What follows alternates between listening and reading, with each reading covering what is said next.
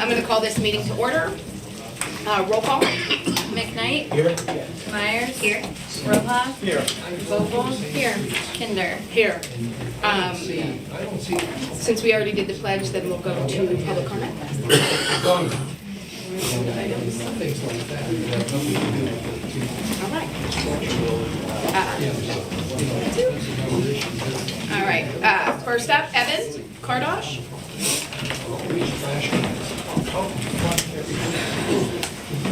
Hi, good evening, everyone. Evan Kardosh. I'm here to speak a little bit about EMS. Just wanted to clarify a few things that I've seen over the last couple of days and try to help give a little bit more peace of mind for everybody. The first thing I wanted to address is in regards to things I've seen regarding current memberships for people that may live in the city and have Meadville ambulance memberships. It is the intention of the Meadville Fire Department to continue allowing those memberships and honor those memberships through 2023.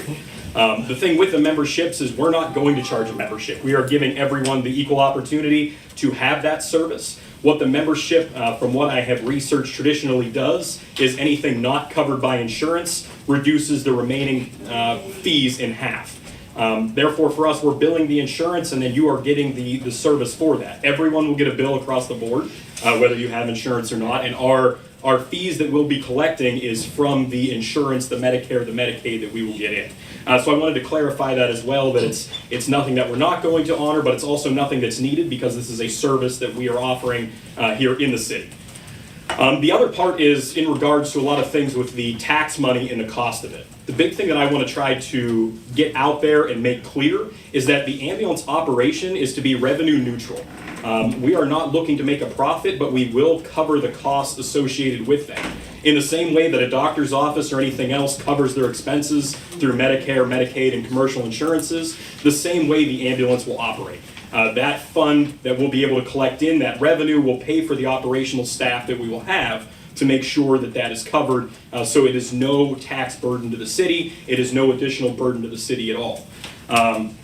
The fire department running an ambulance is obviously a little different than the service of just a police or fire, where we are paying for that and not having the money coming in, because there is that revenue component that's able to offset those costs, that we're able to generate the money to make sure that our operational expenses are covered and to make sure that we don't have to put taxes on it to fund that operation. That it becomes self-sustaining based on what we have, based on the staff we already have running EMS calls, and expanding that into the next portion of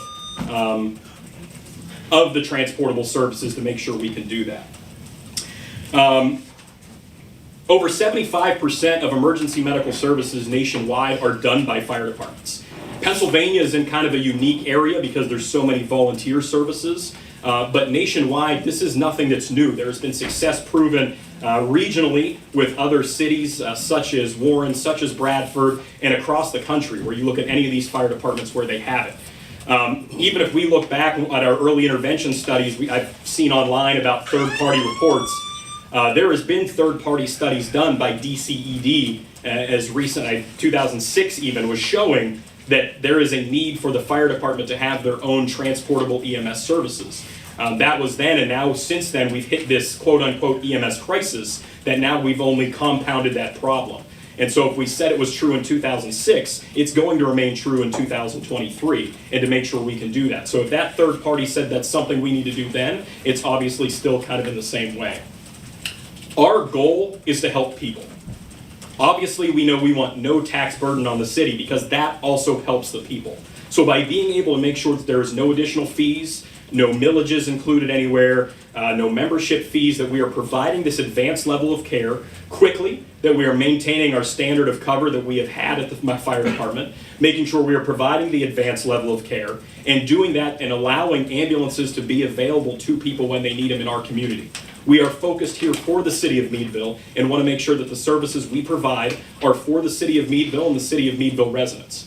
By allowing them to have that emergency medical care that everyone should have access to, and not only doing that, but also making sure that there is no financial burden to them or to the city, is ultimately our goal. And that is how we have proposed this. That's how we will do this moving forward, and to make sure that everyone in the city, whether it's financially or for their health concerns, is covered. So, thank you. Thank you, Evan. Hal Tubbs.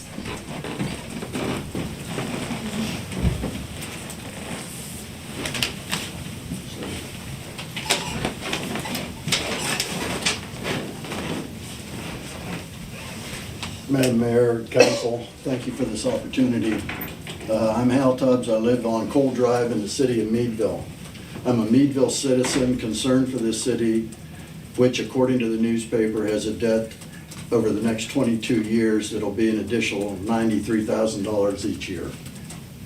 We're paying approximately $2 million a year for the next 21 years for a $42 million debt, plus another $1 million in 2044 for a total of $43 million of debt. This is information from the Tribune from last year.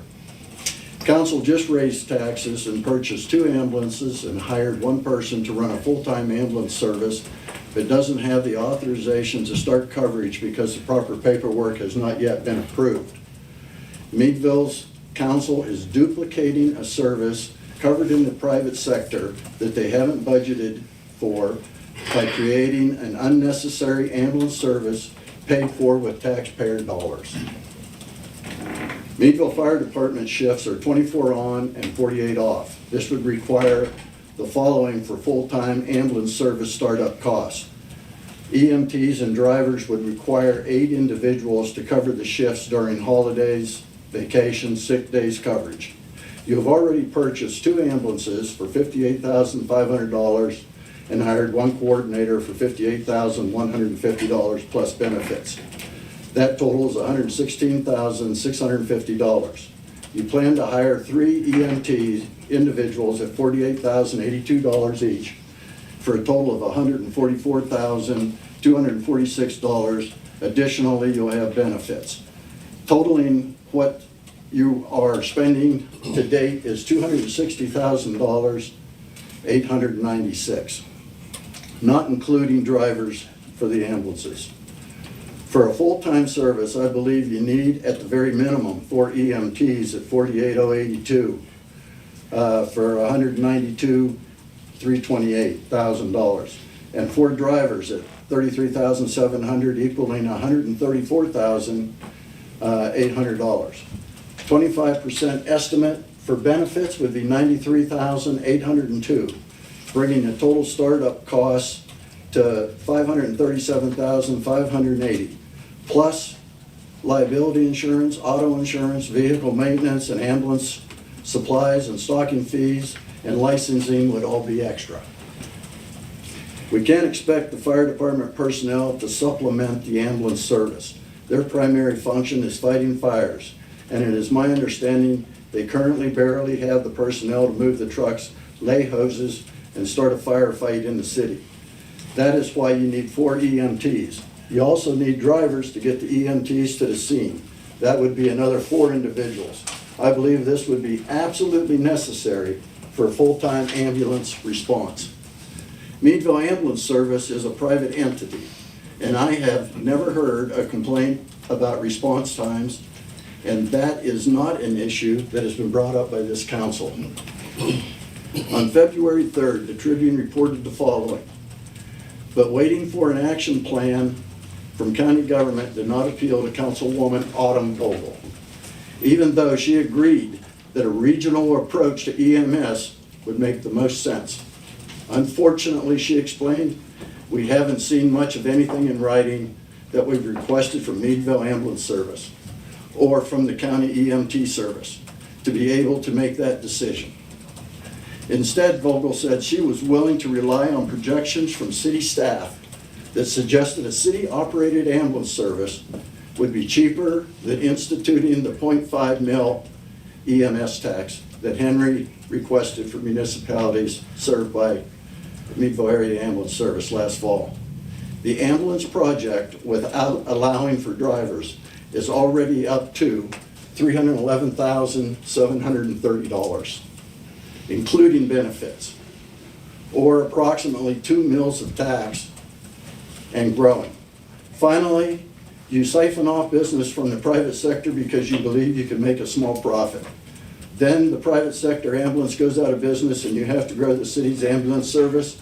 More people, more equipment, higher wages, borrow money to buy that equipment, adding to the debt. Then you have to raise taxes. It will happen. Meadville Ambulance Service came to you looking for help to maintain a certain level of service. That request was later withdrawn. Instead of working with MAAS, it appears you are moving to start your own ambulance service with minimal input or investigation of the alternates. Thank you, Hal. Alternatives. Thank you very much for your time. Darren Hall? Thank you, Council. Darren Hall, I'm a resident of Meadville. I did retire from the fire department 8 years ago. I'd like to address some of the things that Hal said. Meadville Ambulance is having a hard time. If you read the Crawford County EMS Commission, it's all over it. You know, you have people, he had a supervisor that worked 3,700 hours last year. Okay, he had to work a lot of overtime. They're barely getting rigs out. Today I heard a call, it took them, they almost had to dispatch Edinburgh to come to Meadville for a call. It took them over 19 minutes to respond or speak up for the call. Okay? You know, Eric has a good service. We're not here to bash his service, but it comes down to manpower. There's an EMS shortage within Pennsylvania, and there's a paramedic shortage. You know, every year there's 30% of EMTs that don't renew their EMT. There's 40-some% paramedics that don't renew their paramedic. And, you know, there is a crisis. Right now, Eric covers 22 municipalities within Crawford County. Most of the volunteer fire departments have gotten rid of their ambulances. So his territory's even stretched bigger. He's actually going down into Mercer now also. And if you look on the county website for their EMS council, it's all there. Okay? He's struggling. He doesn't have enough people. He has 2 rigs on for ALS and he has 1 BLS rig. Okay? When they're all out in the county, who's here? Well, I guess we gotta call Conneaut Lake or Edinburgh. Okay? And the citizens need a good, quick response service that will take care of the citizens and get them to the hospital within a timely manner. You know, Evan's covered a lot. And yes, it's gonna cost money. And yes, the city's in debt. Every city's in debt. But it's how you manage your debt. And as long as you can manage your debt, the city's okay. Yes, you had to raise taxes. Why do you have to raise taxes? Because of everything else going up. You got fuel, okay? You got fuel. You've held the line. Tim's done a great job over 20 years running this city in finance. And that's why the city's actually in pretty good shape compared to a lot of other cities. So when you really look at it, you have to make an investment first. Just like if I was a tool shop owner and, you know, let's say I was starting a tool shop and I bought a couple $1 million worth of equipment. You know, it's gonna take me a while to recoup that money. And like Mr. Kardash said, this ambulance is gonna recoup money, okay? It's gonna make itself self-sufficient with the income that's coming in. Also, creating a new service for the fire department. Fire-based EMS is a lot different than private EMS. That opens the door for a lot of grants through the state and also possibly with the federal government.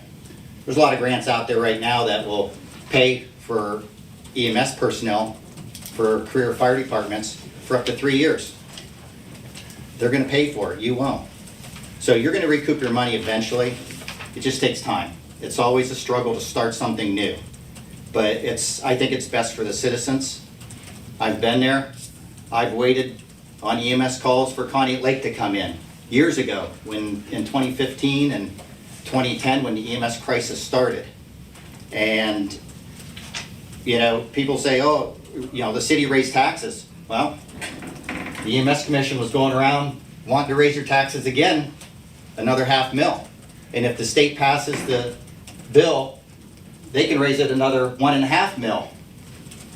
So, you know, at least this ambulance is gonna be self-sufficient. It's gonna pay for, you know, the service and the personnel.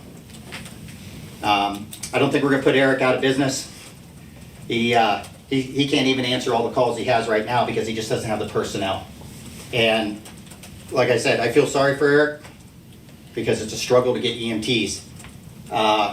Emergicare, 50 students that are in their EMT class right now, okay? Emergicare predicts that they'll get 1 EMT to work for them. And that was in the minutes up here with the EMS Council. People just don't want to do this job. And if they do want it, they want to do for fire-based EMS, where they at least get some type of benefits out of it and at least better pay. EMTs don't get paid well out in the private sector. And like I say, I don't think we're gonna put Eric out because one more municipality, he's covering at least 60,000 people. So, thank you. Thank you, Darren. Lindsay Scott?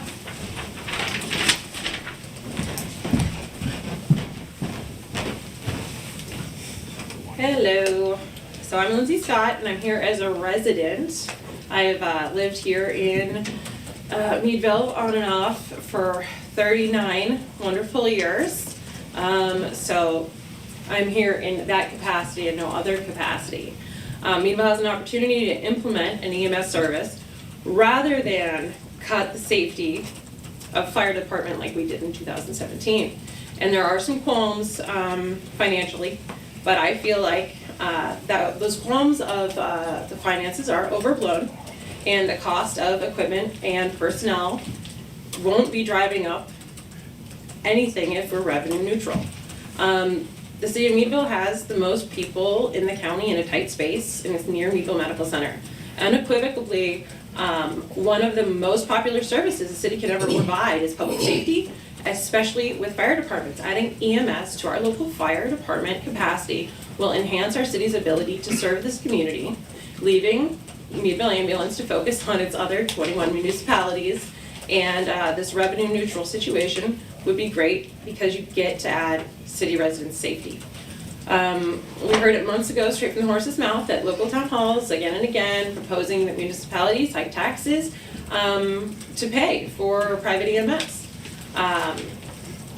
The Medicaid and Medicare reimbursement rates are low and the EMS crisis is real. I don't love the idea of our local government giving tax dollars to private businesses when we have city professionals that could do it and be able to actually provide a service. You know, using taxpayer dollars in addition to billing residents' insurance companies, residents at least get something out of it. Could city leadership run the risk of a private business folding? City of Meadville residents being completely without ambulance services? Will city council get prior notice if that horrible eventuality were ever to occur? I don't think any of you would choose to gamble over our residents' safety. I see ultimately the choices thusly. The city of Meadville maintains the status quo. However, it holds and hope the worst doesn't happen. The city of Meadville pay a private business to continue a service in the city. And a private business, being a private business, gets to do it at once, ultimately at the end of the day. Or the city of Meadville adds personnel, trucks, our budget, but at least we get something out of it. And we get a ride to the hospital, life-saving treatment. That's what I choose. So that's really all I have. Thank you. Thank you, Lindsay. Lee Scandinaro?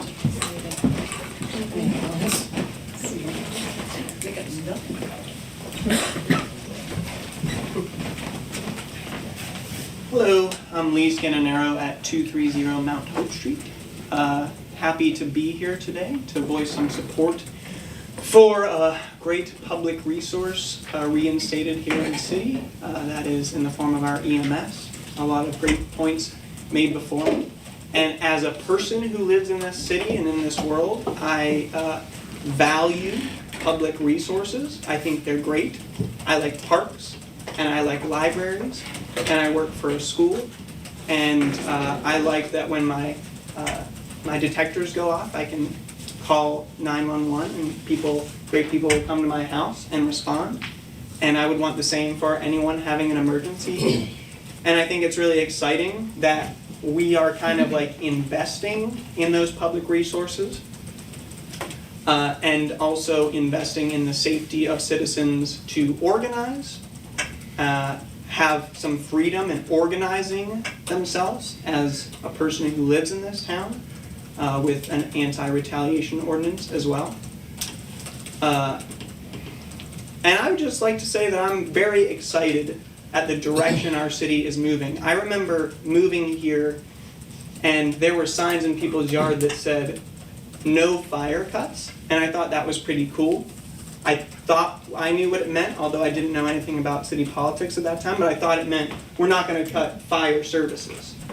And I see that happening again. The people value our local emergency services, and I don't know why anyone would be against bringing that back to a public good that we can all rely on and that we can all count for. Since I have some time, I will speak for a moment about a harebrained scheme that we do face as a city, which is obviously in terms of our EMS service, which is we want to provide health care and pensions to employees, because everyone really deserves one. And I would love to see our city lead the way in asking the state to really step in and help us in that direction, because obviously our city really can't afford to do that, like provide pensions and health care. And so perhaps the state could step in and say, hey, municipal employees, we're gonna provide health care to all municipal employees, to our police and our firefighters and our ambulance services, and the people sitting here who are public servants as well. So I'd love to see that as well, and it's not on you to do that. It's on all of us to do that, but I just thought I'd say it in public to hold myself accountable. Thank you very much. Thank you, Lee. Alicia?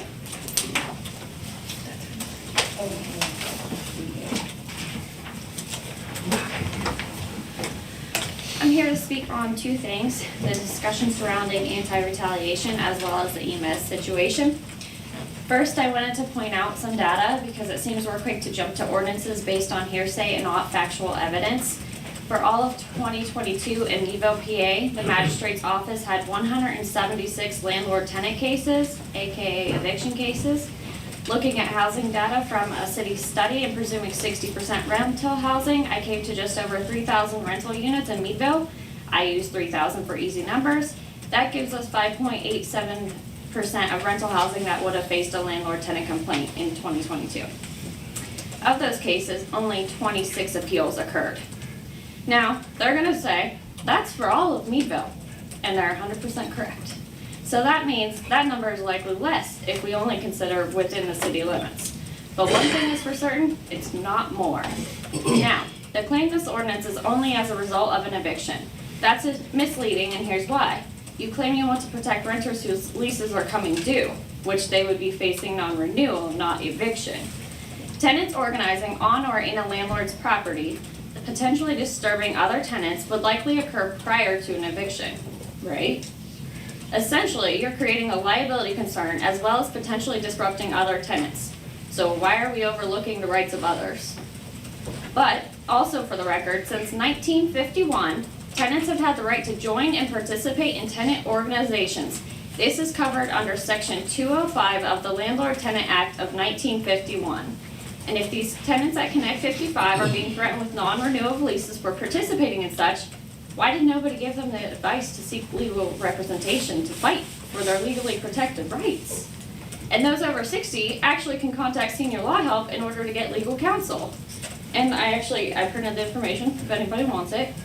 I think at the end of the day, the ordinance you had proposed opens you up to legal action, whereas the pursuit of a resolution providing the already protected rights and resources to those who need them, so they know you stand behind them, but also show that you respect other residents and taxpayer rights as well, is an amicable solution for all involved and one that should be considered. Now, as far as the EMS, I just kind of want to thought process. I haven't followed much of it, so this is just from what I've heard. The current ambulance service offsets its costs by serving other municipalities, not just the city of Meadville. Given the small service area your proposed service would operate in, one has to wonder, how many EMS calls will it take for the city to recoup the initial investment? You say revenue neutral, but there's obviously an initial investment, so how many EMS calls will it take to recoup that? if we've already heard that insurance and Medicare and Medicaid is not enough to cover the service, how many calls will it take to recoup that? And why, I mean, it's gonna be potentially to the detriment of the other ambulance service, that's been in our community since, 1958, I think? So I'm not sure why the self-proclaimed socialists think it's such a bad idea having private businesses thrive here, but I think that we should invite private businesses and we should support them if we can. I just don't know what the answer is exactly, but that's what I have to say. Thank you, Alicia. Bob Rogers?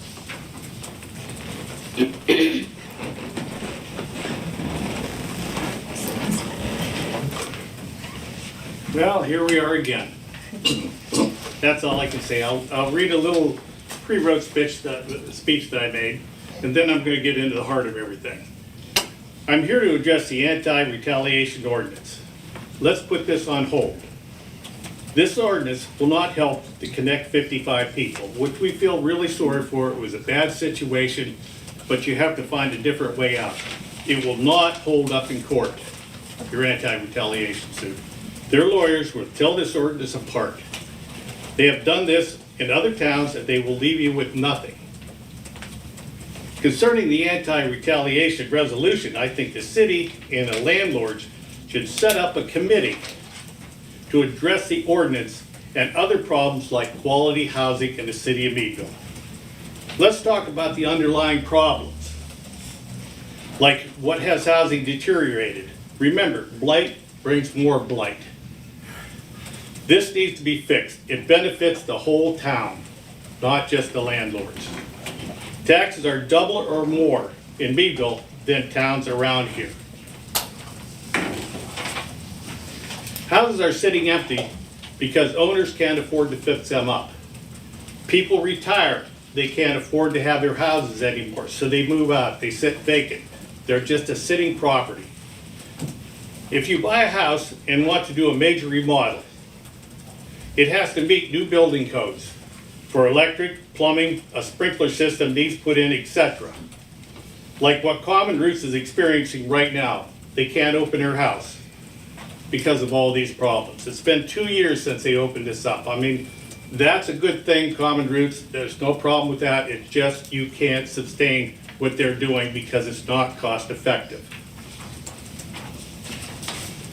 Then you have to charge higher rent to pay for taxes and insurance and upkeep and the mortgage, making it hard to be a landlord or a tenant because the tenants have to absorb the cost. Let's find a way to fix this problem together. Everyone needs to benefit. Not to put a Band-Aid on top of a Band-Aid until there's no fix at all. And unfortunately, I think the problem with the resolution you proposed is a Band-Aid fix, not a permanent solution. With the possibility of not having a dog food plant in the years coming up, which is a great possibility, we're going to take a deep, deep cut in revenue into the city. We need to look ahead. No more my way or no way at all. We need to focus on things together. We have to come as a community and realize that we have to fix the problem together. We don't want this to have to be settled in court or spending a lot of money on lawyers, which is not going to help anybody. This needs to be settled with the people of Meadville, not out-of-town lawyers who are only in it for the money. Now, I'm going to go a little bit farther here and say, I don't agree with what you people did when you had the first and second reading. It was kind of shady. It left everybody wondering what you were doing. First and second reading should not have been on the first reading. It should have been one reading, second reading, and third reading final. Especially when you brought the third reading up and nobody knew anything about why all your people came in and suggested you do that. This makes the water a little bit muddy, okay? And it kind of brings into question where you're going and what you're doing.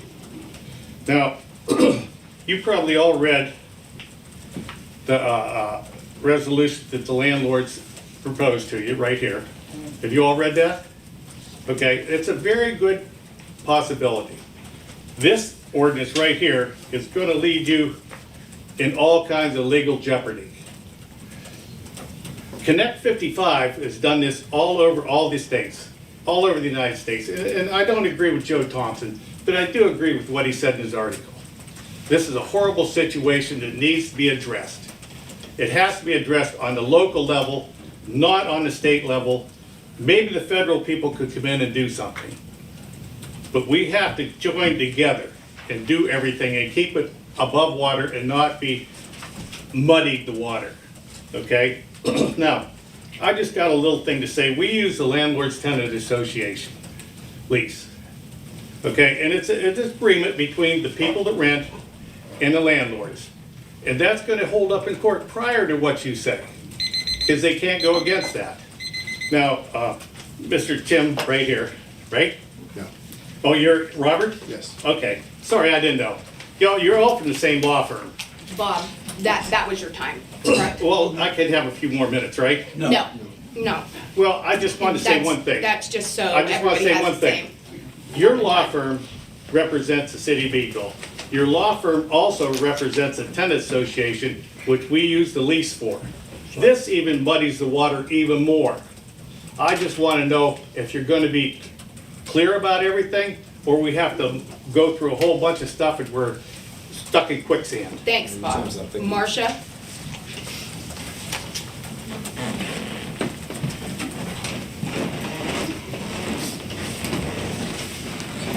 Good evening, I'm Marcia Yowie.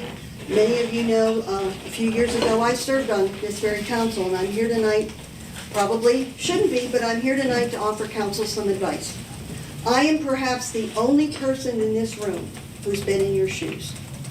Why? Because when I was elected to Meadville City Council, I, along with my peers, inherited $700,000 worth of debt. Certainly, not as much as you may have on your plate, but it was significant and it was not inconsequential. What we learned is something that I think you need to pay very strict attention to. You have to be extremely laser focused on what are essential city services, working hard to eliminate any crossover or duplication that can be provided or acquired from other sources. Such an approach can help you reduce that deficit, along with things like generating additional cash streams, streamlining your operations, and so on.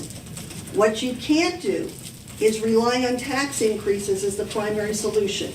It's not the best option for you or your residents. Certainly, it's not easy. I will assure you of that. But I can also assure you it won't work if you take on additional services already offered to your residents through private sources. Not only have I worked and been on city council and inherited a deficit that large, but one of the things you probably don't know is I spent many years doing medical office billing. So I can tell you I have some experience with medical billing. And what I can also tell you unequivocally is billing projections will never reflect or come close to your collections. Unreimbursed charges are always much larger than anticipated. Ask Meadville Medical Center, ask the doctors in your community, if you don't believe me. And we haven't even discussed the cost that you will incur as a city doing that billing and doing that collection. Again, not inconsequential. But what I really want to point out to folks tonight is the negative impact this move could have on your tax base. Quite frankly, as was confirmed in the Meadville Tribune just in the past week, businesses are not flocking to Meadville. TJ Maxx and 3 or 4 more other businesses are soon to open in Vernon Township, not the city of Meadville. This pattern has been consistent for many years now and is directly related to our unfair and higher assessments and the higher real estate taxes imposed on the city residents. Therefore, it concerns me that council appears to again be trying to alienate a tax-paying business in the city of Meadville. Certainly, if I was a betting person, I would assume that if Meadville Ambulance no longer is a designated provider of EMS services in the city of Meadville, it no longer makes sense for them to necessarily have their main office and headquarters in downtown Meadville.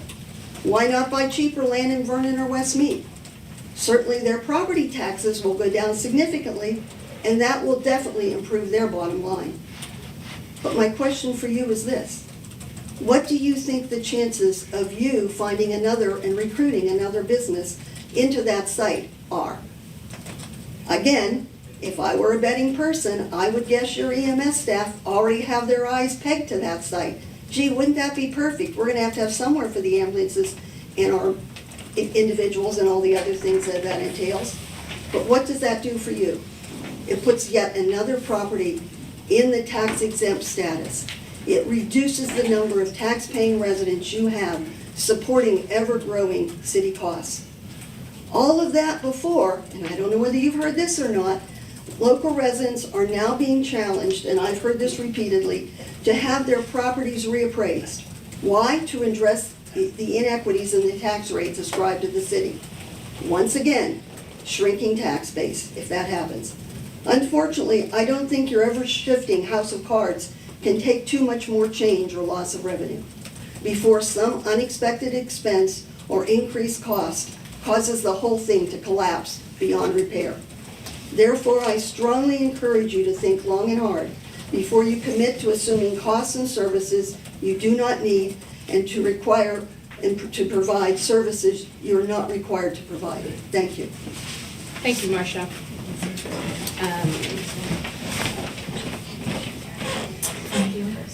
Frank? Sorry, Frank, I couldn't read it. That's okay. Thank you. I'm here to talk a little bit about the EMS decision. It's a decision that's obviously already been made about the ambulances, hiring people, so it's water under the bridge.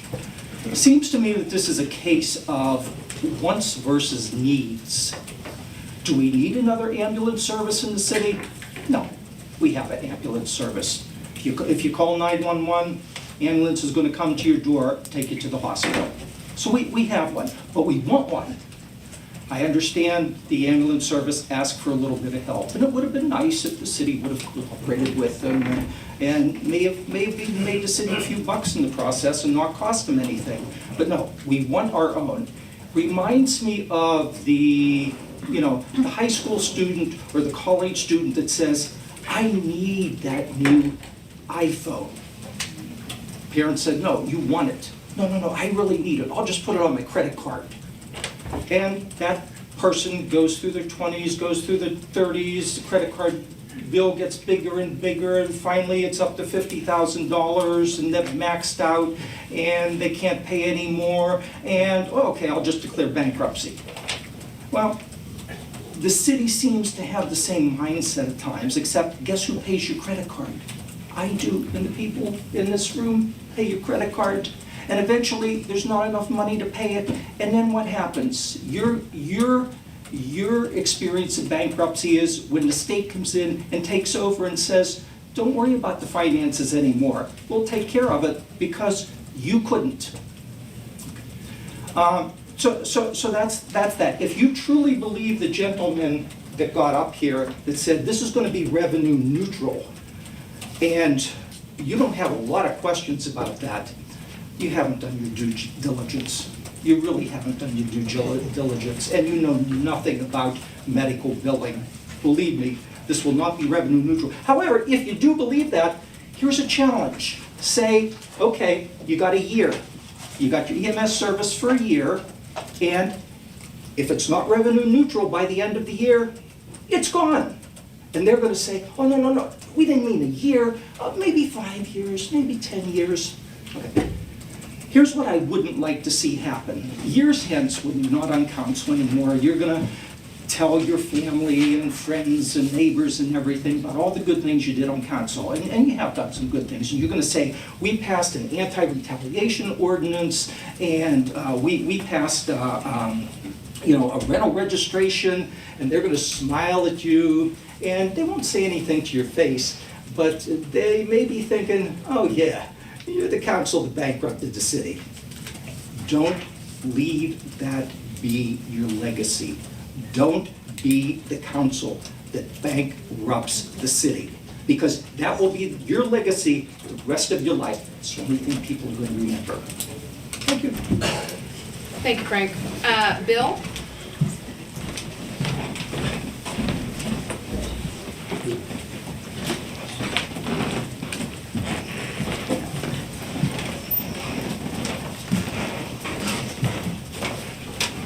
Good evening, council. Thank you for the opportunity to talk to you.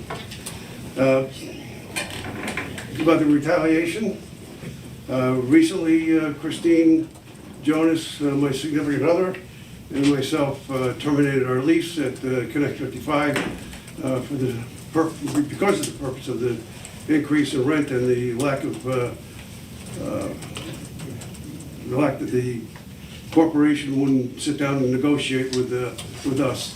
Over the past year and a half, I've been basically designated as their spokesperson, to the council, to the commissioners, to the Attorney General's office, to Erie News, Jet 24. We also were in Buffalo on Channel 4, and we interviewed with them, also with the Lever, which is a paper out of Chicago, and I also interviewed with Newsweek out of New York City with Ms. Carbone. But to no avail, and we decided that we were going to buy a house, which in essence, if we had stayed at Connect 55 the way we were, in this respect, we saved over $500-600 a month, by doing this. That includes all the expenses, the utilities and fuel and whatever. So, the residents there, the corporation came down and talked to people. There were 12 people that they called ad hoc. Nobody knew that they were coming down, and they spoke to these people. 2 of them came to our apartment right after that. That was early in the morning, 9, 10 o'clock, that they had their interview, and they were told, this is the way it's going to be, and you'll have to live with it because this is what we have to do, to make this place viable. It's increased the rent by whatever percentage they were being increased. Each apartment's different size.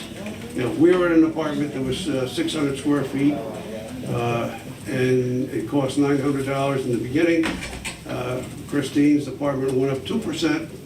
Now, after the first year, anybody who came in afterwards, which would have been me, she came in March, I came in May, mine went up to $1,230, which I said I'm not going to pay that. So we moved in together into her apartment, and we were paying the $918, of which, it's feasible, obviously feasible for 2 people. It's 600 square feet.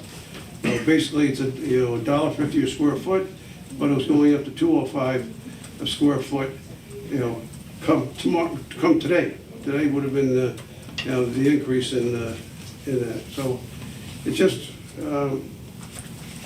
outrageous that they won't even want to sit down and discuss it and try to work something out. The people have been told that they can't renew their lease, and and they don't have any place to go. The people are in their 80s, 90s, and they have no place to go. They have family, but family is family. They have other responsibilities. They're not, there to take care of their parents. If the parents have to go into assisted living, then they go in assisted living, or they go in a nursing home. But they don't have room for them, such as myself and my family. I offered to pay, for an apartment to be built for them over their garage, and they said no. That's their prerogative, and it's fine. And that goes for anybody else. So we're trying to, we've gone to the Attorney General, and we're hoping that, something comes of that. We haven't heard, anything at this point. We're still working on it. It's a priority, but that's where we're at. And I appreciate all your help, that you've given us. And anybody have any questions? I have one question. Yes, sir. When you bought a house, did you buy in the city? No. No, Park Avenue extension, outside the city. Why was that, sir? I'm just wondering what made your decision for you to be in the city or out of the city? What was available? There was one on, what's the other extension? Baldwin Street Extension. There was a house there. I think that's in city limits, right across the street from the Elks Club. I'm not But anyway, the Bowling Street extension, that was feasible, price-wise, but the VA, we'll go through VA, wouldn't accept it. So we had to coordinate with the VA loan situation as well. So, Thank you, Bill. thank you. Monica?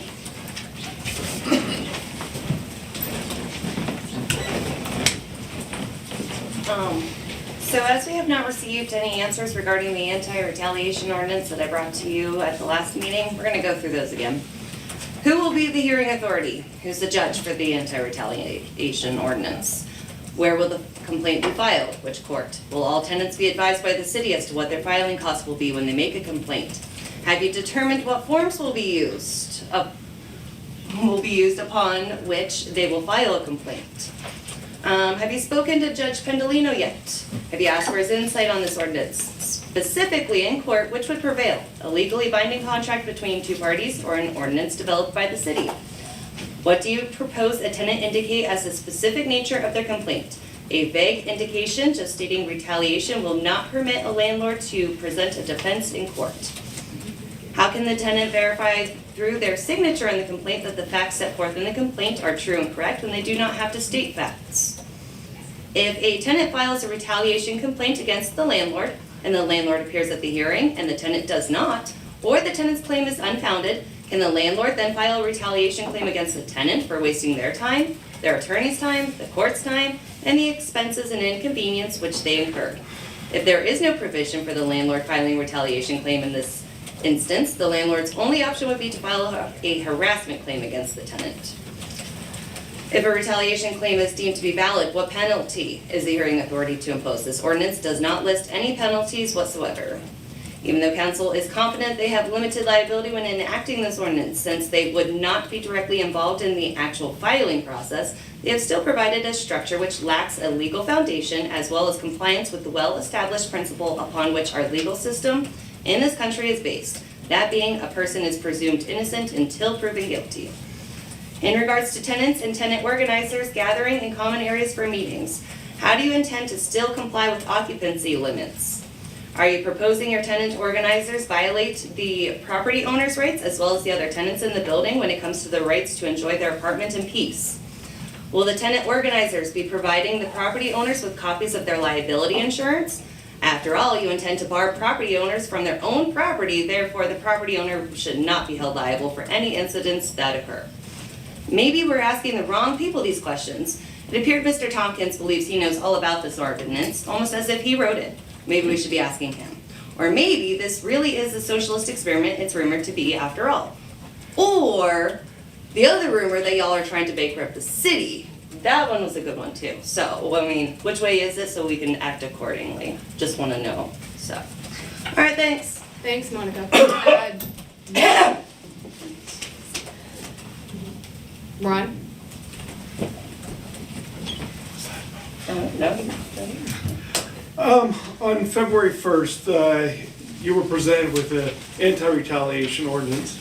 This ordinance was allegedly in response to the rising rents at the Connect 55 apartment. It was claimed that these people are seeing rising rents due to their speaking out about apartment complex not being complete. However, in the Meadville Tribune, article dated on July 27, 2020, it says Mark, and I don't know his last name for sure, Guizzo, Vice President of Facilities and Operations for Connect 55, met with residents for about 2 hours. So I didn't hear. Some of the items pointed out to the residents were, the pandemic caused the company to lose some of its vendors. Vendors had to be replaced at a higher cost. The need to generate revenue to finish the building. They have seen a 9% increase in operating costs. And it also said, we never started this to be a nonprofit. But what I find more interesting about the article is some of the Connect 55 residents have approached Meadville City Council, approached Crawford County Board of Commissioners, and we've heard this already tonight, contacted State Senator Michelle Brooks, contacted Pennsylvania Attorney Generals. The seniors even had a public protest on August 13th. Just here, they met with them prior to. According to my calendar, July comes before August. So I guess I am curious how it is being claimed that the rent increase is due to the retaliation when the rent increase was fully explained to the residents on or before July 27, 2022, and the first reported public protest was not scheduled until August 13th. There are also some other interesting things in the article that I take issue with. There's a claim that a tight housing market is driving up rents. However, I see apartments listed on the internet all the time. It also claims Crawford County monthly rents rose to an average of $828.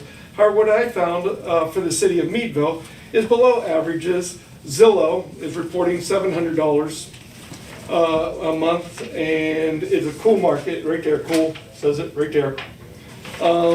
And rents.com lists 4 available apartments within the city limits.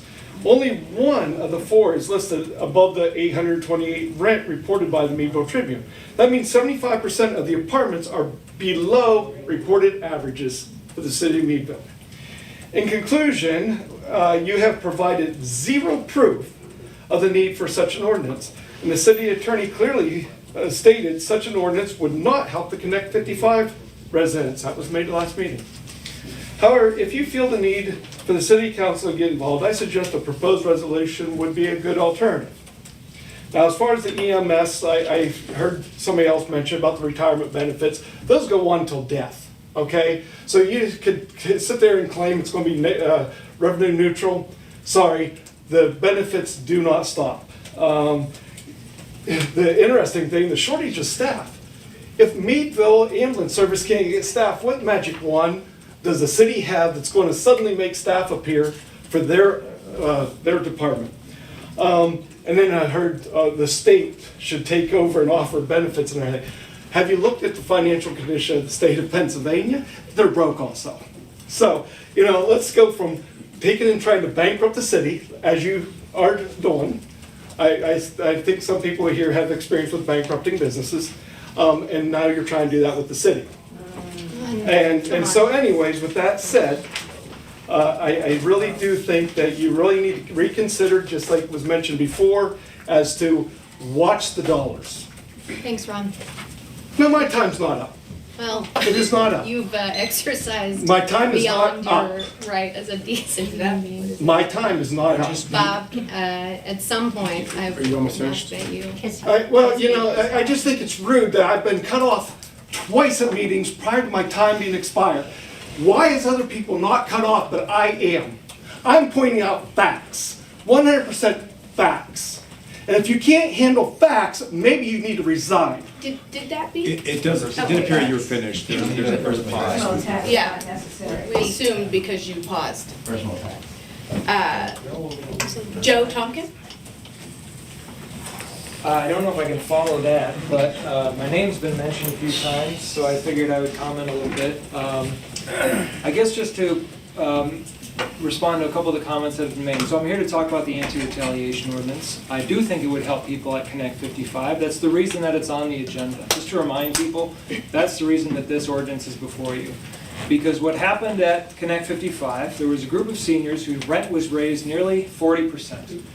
They spoke about it publicly, and the corporate landlord that's in charge of that building retaliated against them by saying that they're not going to renew some of those leases, right? Those are people who sold their homes, planned to live out their retirement in that building, and then they were told that the lease was not going to be renewed because they were speaking publicly about the rent increases and organizing with other tenants. That is, in effect, eviction, right? That is, in effect, an eviction action. Keep your comments to us, please. Sure. So that's one reason this ordinance is there. It's also to remind you that there have been other tenants who have come here to speak to you at City Council and talk about their horrendous living conditions. They've been evicted as well. So this ordinance would not just protect the people at Connect 55, it would protect all the renters in the city. And it's also worth pointing out that it's not going to limit a landlord's ability to evict renters who are violating the lease. What it will prohibit is it will prohibit a landlord from using eviction as a weapon of retaliation if renters push for repairs, if they report a code violation, if they speak to the media, if they come to speak to you at City Council. So that's what this is about. That's what that ordinance is about. It's about protecting renters from that kind of retaliation. What the lawsuit is about an attempt to prevent that from happening. right? They're trying to prevent that from happening. I don't know if it's because they want to continue to be able to use eviction as a threat that they can hold over their tenants. But as far as I'm concerned, if landlords in the city are not retaliating against their tenants, they've got nothing to worry about with this ordinance. I don't know why they're protesting if they're not retaliating against them, right? So it's ironic that you're trying to pass this ordinance to protect these renters, and in effect what the landlords are doing is retaliating against you with a lawsuit.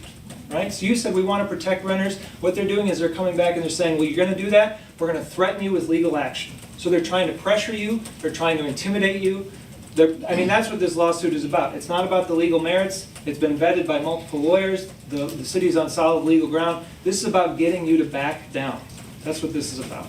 They tried to do this with the rental inspection program. They said, hey, you know, if you force this rental inspection program, we're going to have to raise rents on our tenants because we don't have money to make basic repairs to meet safety standards. Well, apparently they have money to sue the city.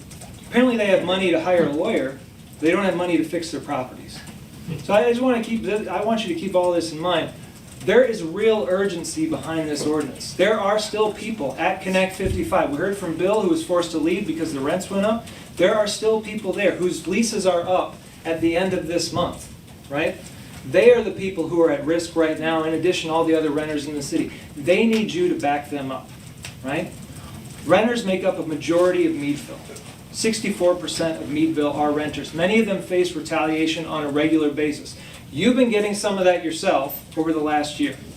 Around the rental inspection program, around this ordinance, with this legal action. I know some of you get attacked online all the time. You're getting harassed on Facebook. So you're experiencing a little bit of the kind of harassment and the bullying and the retaliation that renters face all the time. The difference is you're in a position to do something about it. You're in a position to actually provide renters with protections who are facing this kind of retaliation. So I guess I'm just here to urge you, along with some other folks in the audience. There's a lot of people out in the hallway. I know there's a group of us who've been here for the last 3 meetings. We're here to urge you to get this done because, again, people are at risk of being kicked out of their homes. We don't need a resolution. That's just a symbolic gesture. What we need is an ordinance because that's going to actually give people legal protection against this kind of retaliation. So thanks. Thank you, Joe. Jason Ramsey?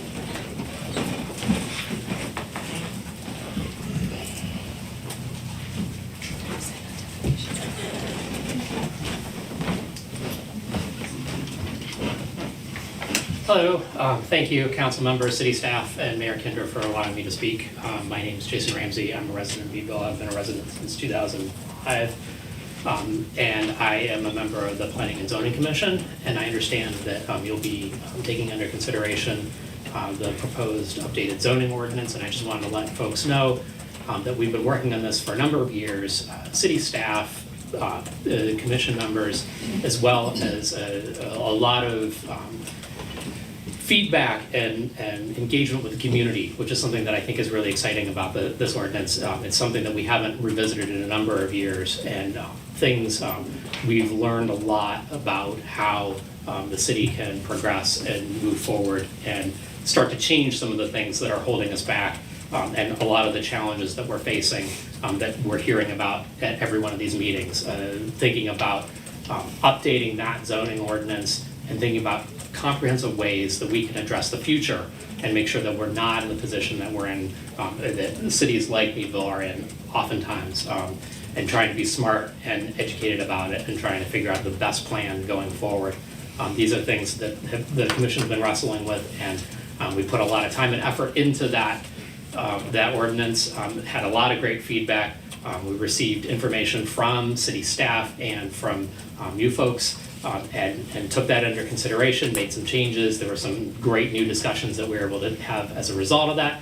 And so I guess just to conclude, I'd urge council and mayor to approve the new zoning ordinance so we can get on to the rest of the business that we're so eagerly anticipating taking on. Thank you. Thank you, Jason. Sina.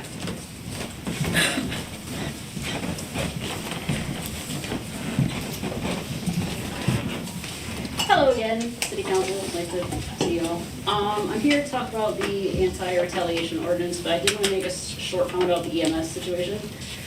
Because what I'm hearing from everyone talking is the structure that we have now isn't enough, and we found a self-supporting way to add more to it. Why don't we do that? why is helping more people bad? Like, especially it's shown that it can fund itself. That's all I got to say about that. But I wanted to say about this anti-retaliation ordinance. The reason that we need it, I mean, the landlords kind of showed you why we need it, right? They came in here with statements from their lawyers. How many renters came in with a statement from a lawyer?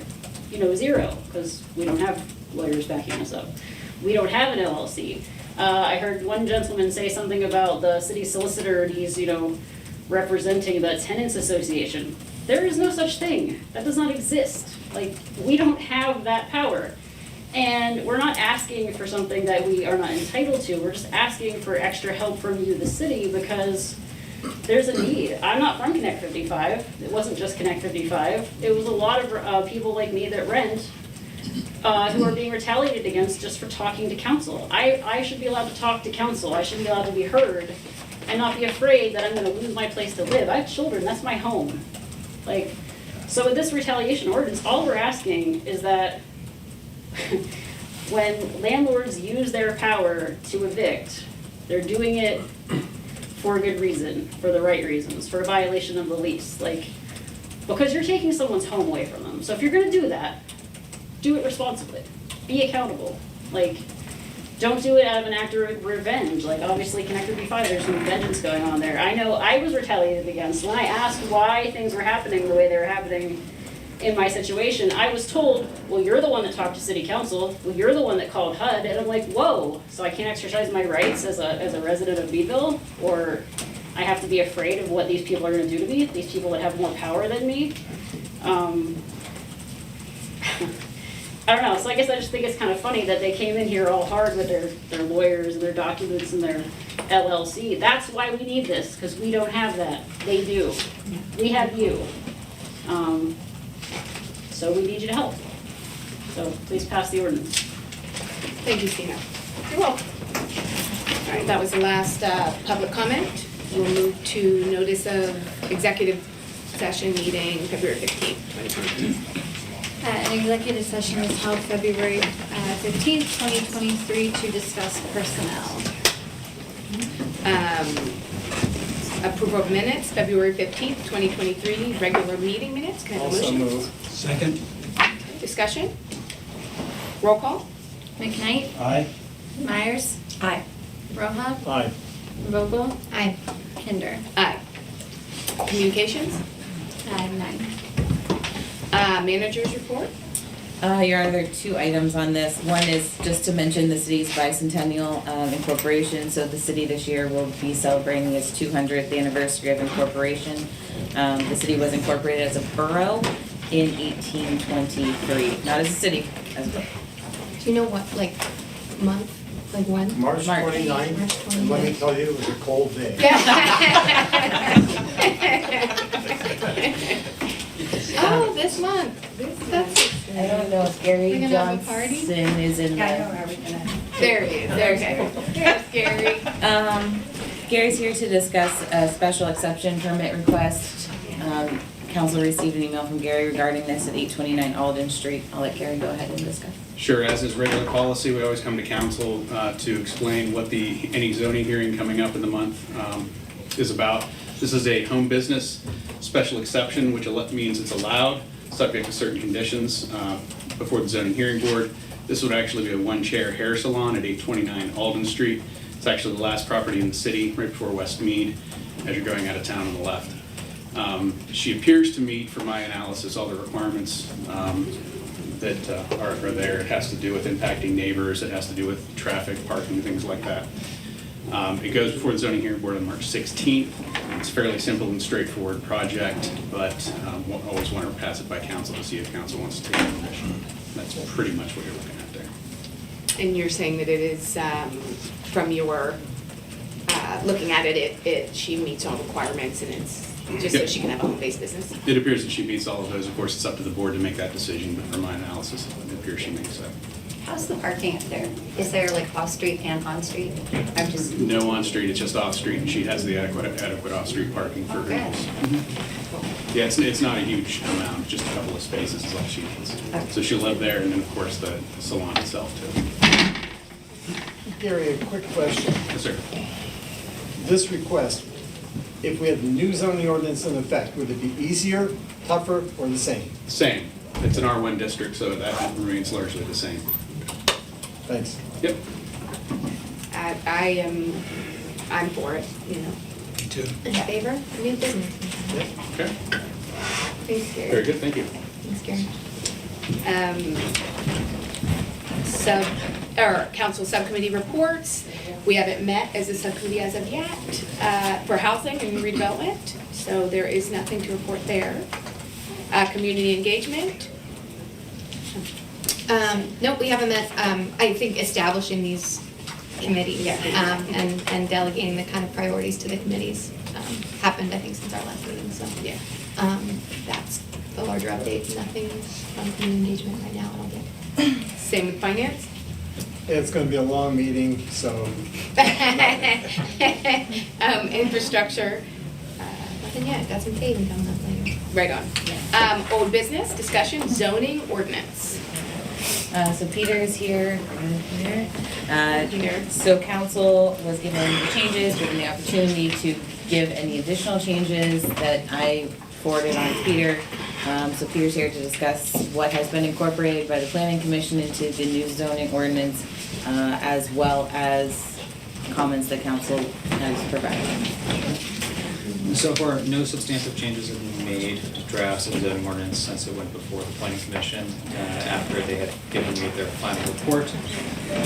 We got comments back from Jim in correction that if you wish for me to address anything within those comments, I can, or open that to general discussion amongst you.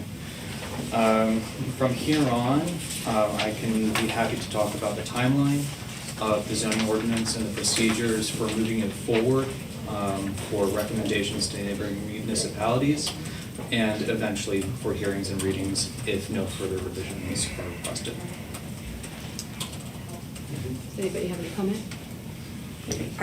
When will we know if the things we thought were good ideas? Is that online, or if we just go through and, does that make sense, like the things that I was wondering about, like, could we do single level homes, since there's some already, you know, the things that I was interested in? If you like, I can address your Could you things just one go by through? one. Yeah, is that okay? There's not very many. Oh, Yeah, sorry, no. you guys, you're like, oh, it's a long night. No, that's fine, I just wanted to leave it up to you to discuss with all of your comments. So with the definition of heavy manufacturing, staff still maintains that the definition as it is good. The one that was suggested had some qualifications that were not definition enough that I think would be of lawful effect. So for instance, may exceed 10% of the site is a supposition that sometimes it doesn't. So it's not as helpful as a definition. When it comes to single-family homes in mixed-use 1, 2, and 3, that can be up to council to decide. Right now, the zoning ordinance says that residential homes as a type must have at least 2 stories in a mixed-use 1, 2, or 3 zones. That can be something that council can choose to address. There's no discussion on that. Drugstores permitted across all approved zones. The zones in which they are special exceptions, as Gary just pointed out, such special exception just means that the zoning hearing board has a say to confirm that its use will meet a specific set of criteria. The drive-through hours and other stacking requirements of cars for those drive-throughs for drugstores differ from the standard stacking and drive-through requirements and hours of other permitted uses. So it seems the value there was to have those additional requirements as special exceptions in the mixed-use districts. As for the extending the hours of the community centers and their outdoor activities from 7 a.m. to midnight, and extending other drive-through hours for drugstores to 9 p.m. Right now, I believe they're limited to 7 p.m. Again, that's a thing that council can decide to discuss and address in the details of an ordinance draft. I was even wondering, like, maybe is it necessary to even have those because they're not listed for anything else? That would be something I'd want to discuss. It was kind of seeming like, that's not talking about drive-through hours for restaurants and stuff. So, I mean, I know it's a long night, but I'm just going to throw that out there. I would like to maybe just look at eliminating that because it seems a little, Okay. but Gary might have information that I don't know about. I can only guess that because drive-through hours might include other uses peripheral to residential districts and not just drive-through hours in the mixed-use districts. I can just suppose that that was the reason for those two in particular, because McDonald's is not going to be allowed in a residential district, whereas a community center might. But we can address that further individually. Peter, I had some concerns about some inconsistent parts of the ordinance, specifically townhouses. There are at least 3 different standards for height and width.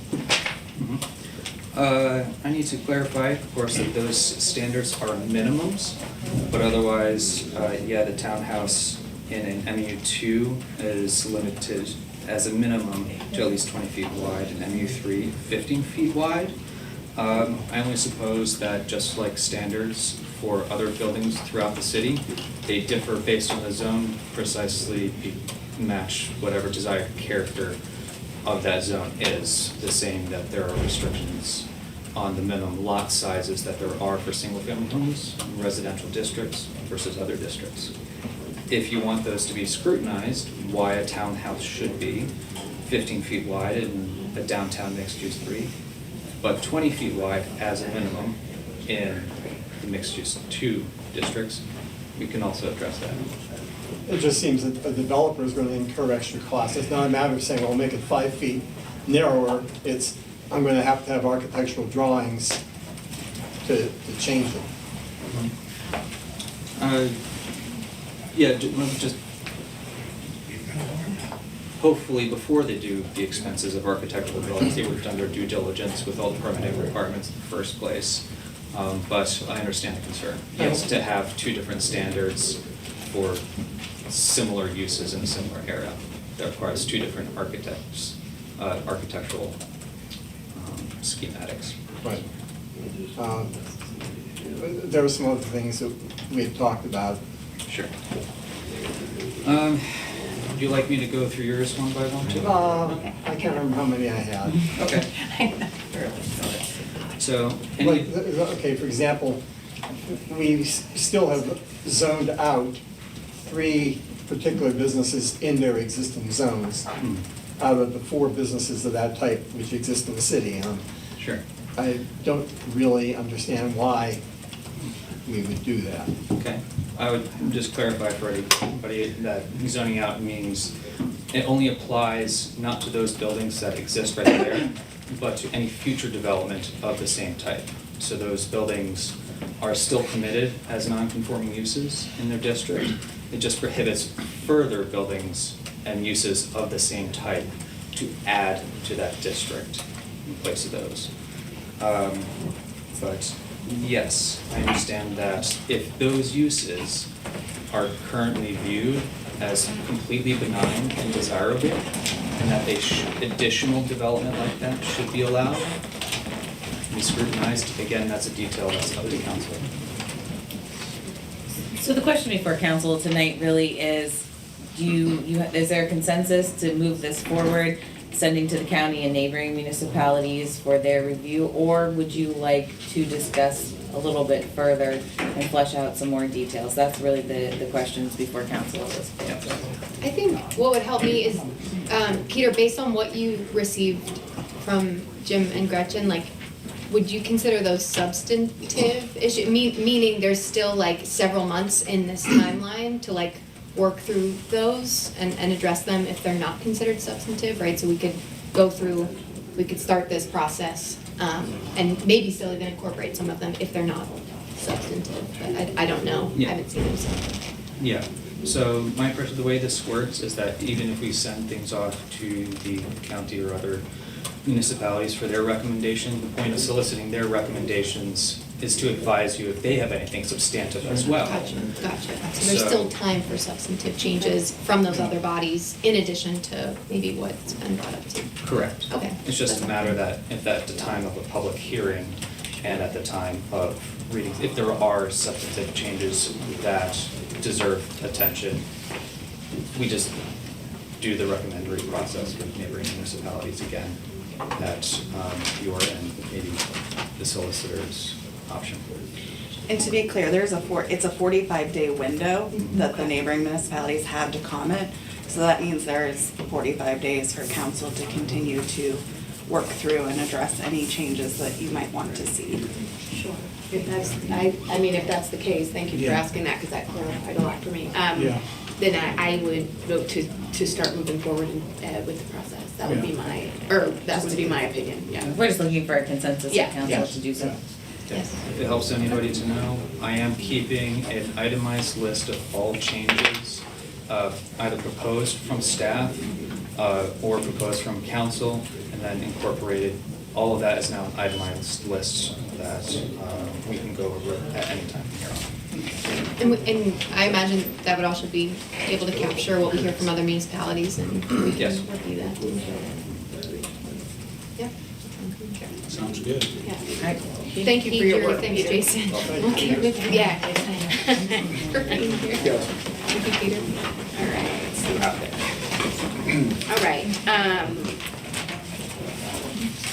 All right, discussion, resolution, anti-retaliation resolution? Okay, so after the last meeting, there was a meeting held with the landlord group, and they presented this resolution that you have in front of you, which is number 14 of 2023. It is essentially a notice resolution providing tenants with notice of certain legal rights they have and direction to obtain, where to obtain potential legal service. So this document is different than the ordinance, which is also on the agenda tonight. It does not necessarily interfere or contradict with the ordinance, so if council was so inclined, they could approve both. They don't contradict one another, but they are different. I think it pretty much speaks for itself. It's basically a listing of certain rights under the law that tenants have existing currently. And like you said, this is coming up in front of us based on the conversation that was had Yeah, last so week with our solicitor and the. This was landlord presented by that group in the hopes that you would pass, I believe, in lieu of the ordinance, but this was presented by that group.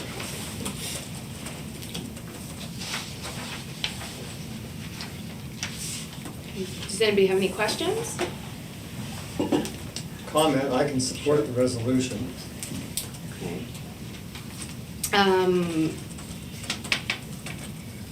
Okay, if there are no other questions or comments, motion to adopt? Do we have to read it first? Do you want to? Do you want to read the entirety or? Yeah, just. A resolution of the Council of the City of Meadville, County of Crawford, Commonwealth of Pennsylvania to protect the rights of residential tenants to engage in collective actions to seek fair and dignified housing conditions, protecting tenants from retaliation for organizing other tenants, engaging in collective action, or exercising other legal rights. I would move to adopt. Second? Discussion? Roll call? McKnight? Aye. Myers? Aye. Roja? Aye. Vogel? Aye. Kinder? Aye. Okay, so ordinance, first and second reading, anti-retaliation ordinance? Okay, so there was a prior reading of a previous draft of the anti-retaliation ordinance at a meeting in February. Since that time, the ordinance has been amended. So under the prior version of the ordinance, the initial burden was on the landlord to prove that there was no retaliation. With this amendment, a tenant is now required to affirmatively prove that he or she engaged in a protected activity prior to the burden shifting over to the landlord to prove that no retaliation occurred. So we believe this change is significant enough to require kind of a restart of the process. So that's why we're doing the first and second reading tonight again. And that change you can find in section 6B There's just some language added there. And that's the only change to this ordinance from the last time. And it makes clear there too that it's any civil proceeding involving termination or non-renewal of a lease. Right, so that's eviction court, right, is where this is. Correct.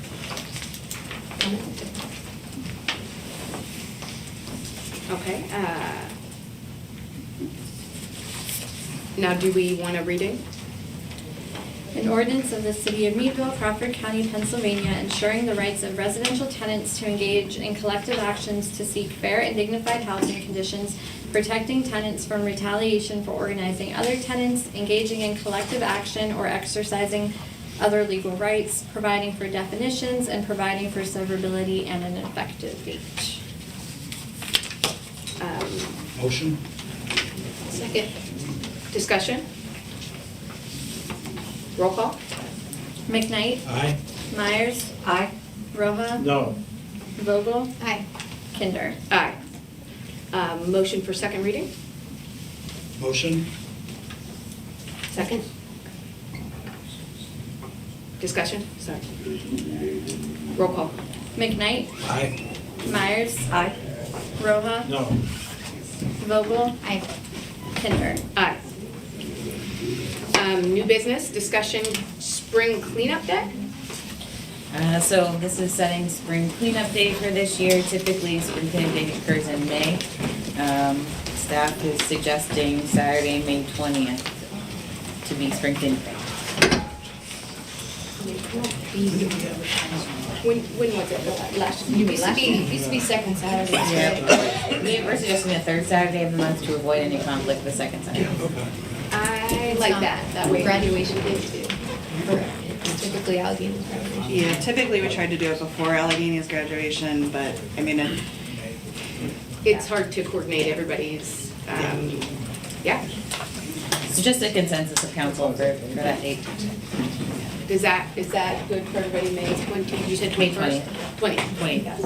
Yeah, that sounds good. Yeah. And if we can we give notice to like neighborhood-based organizations, right? So in the past, like Hope Initiative and Fifth Ward has coordinated like pickup to drop off, so it'd be nice to give some notice so they can start planning other, trying to think of other neighborhood. the last couple of years, churches. we've worked with Maria and with the Hope Initiative, People so. want to call landlords without getting gavel, but I can't call out. I didn't call out anybody. I can't call out. There are certain restrictions like no tires, no electronic parts. Correct, yes. All right, so it sounds like there's a consensus of council for the 20th? Yeah, Great. yeah, that's fine. I appreciate it not being on second Saturday, so then people can come down and be more engaged. Discussion, Penvest approval for sewer plant upgrades. As council's aware, the sewer plant is scheduled to go through a $27 million upgrade in the near future. In order to complete the project, the sewer authority has taken a 30-year, $11.5 million Penvest loan. Penvest requires the municipality to guarantee this loan. This is self-liquidating debt, meaning that the debt is paid off from the cash flow generated by the plant. An ordinance is required to guarantee that the debt will come, guarantee the debt. The ordinance itself will come before council on the 15th.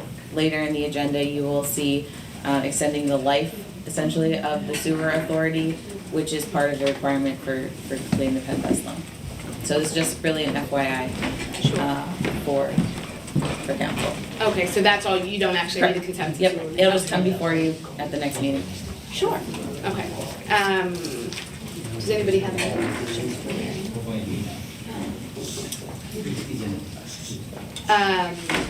Okay, discussion ordinance, first and second reading, designated primary provider of emergency medical and ambulance service.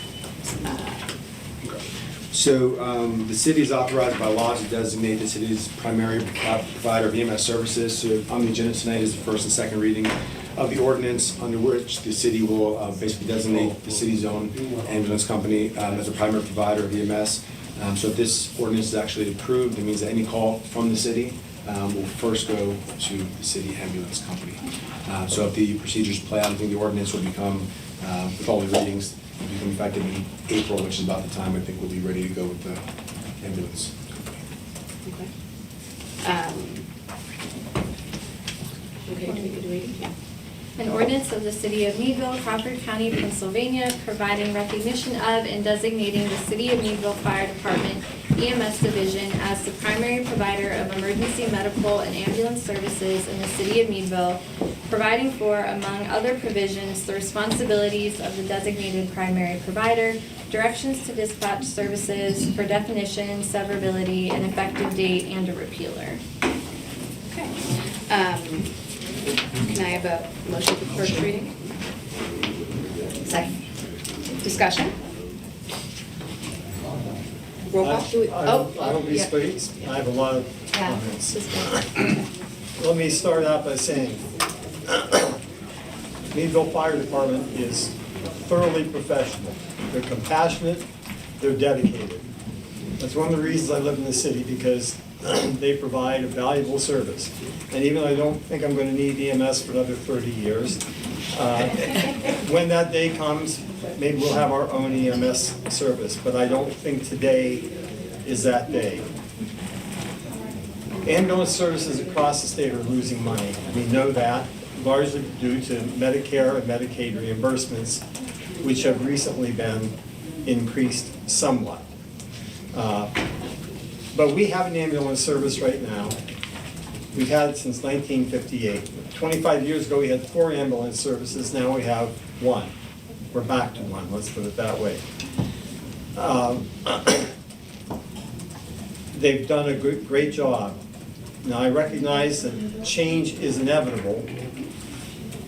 And with all the ambulance services going belly up, closing their doors, and just not answering calls anymore, we know in Pennsylvania that there are things that we need to do to correct that situation.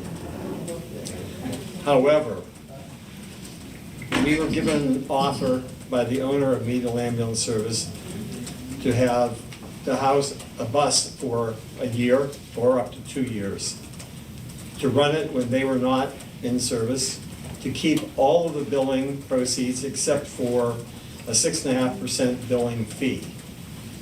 That would have given us adequate time to get our own data on patient mix and reimbursement rates and a good idea of the true costs that are going to be entailed in running an ambulance system.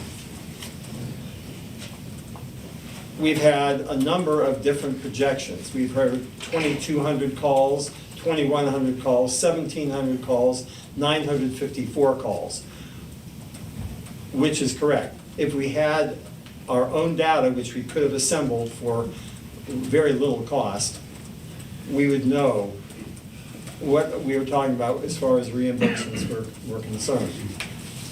There's a lot of questions like, who's going to provide backup for us? Are we going to serve other municipalities? What happens if the firefighters are staffing an ambulance and a fire call comes in? Do we have people to answer that fire call? That's a real concern. Will we be providing backup to other ambulance services, or is it strictly for us here in the city? Also, will users have a choice of providers, and if so, how do they do that? Can they access it through 911, or would they have to dial another number? Because some people, if you have a choice, they want to exercise their right of choice. So, there's a major reason why we shouldn't get into the ambulance business yet, and that is we didn't budget any money for it. We have a projected budget deficit of about $1 million. We don't know how this is going to end up for us. Okay, I would like to have us take a slower approach. We're going to have the same end result, but we're going to be going into it with solid data and regard for the needs of our taxpayers. I guess we haven't even set up policy. I mean, technically, we haven't established. I mean, we're talking about having being preferred providers, but we haven't really established an ambulance service yet, to my knowledge. We don't have a corporate name for it or anything like that, or corporation for it. So I'd like to see us answer those questions, get some data, and then, in the meanwhile, aggressively pursue with the county a county-wide service that will address all EMS calls, because there's very little good for us to go forward with this process only to have the county develop a pod system of which we may or may not be a part. So I cannot support the ordinance as written at this point. Thanks, Jim. Hey, Evan, can you answer some of those questions since you're here? Yes, absolutely. You heard them. Do you want him to restate them, or do you? No, I'll kind of go down. If there's any I miss, let me know. As far as the projections we have for everything, those are done Medicare and Medicaid set what those numbers are. So we're getting that solid data, knowing exactly what those are and put those figures in.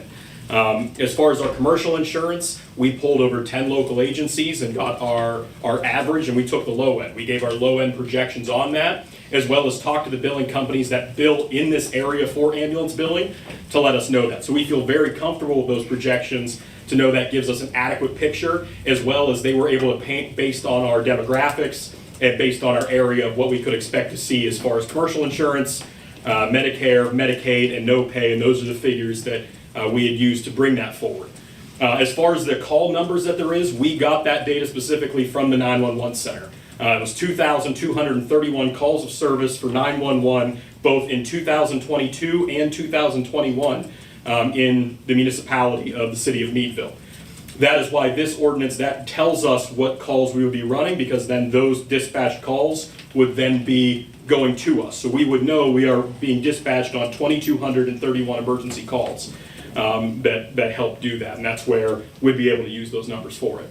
Does that include inter-facility transports, which?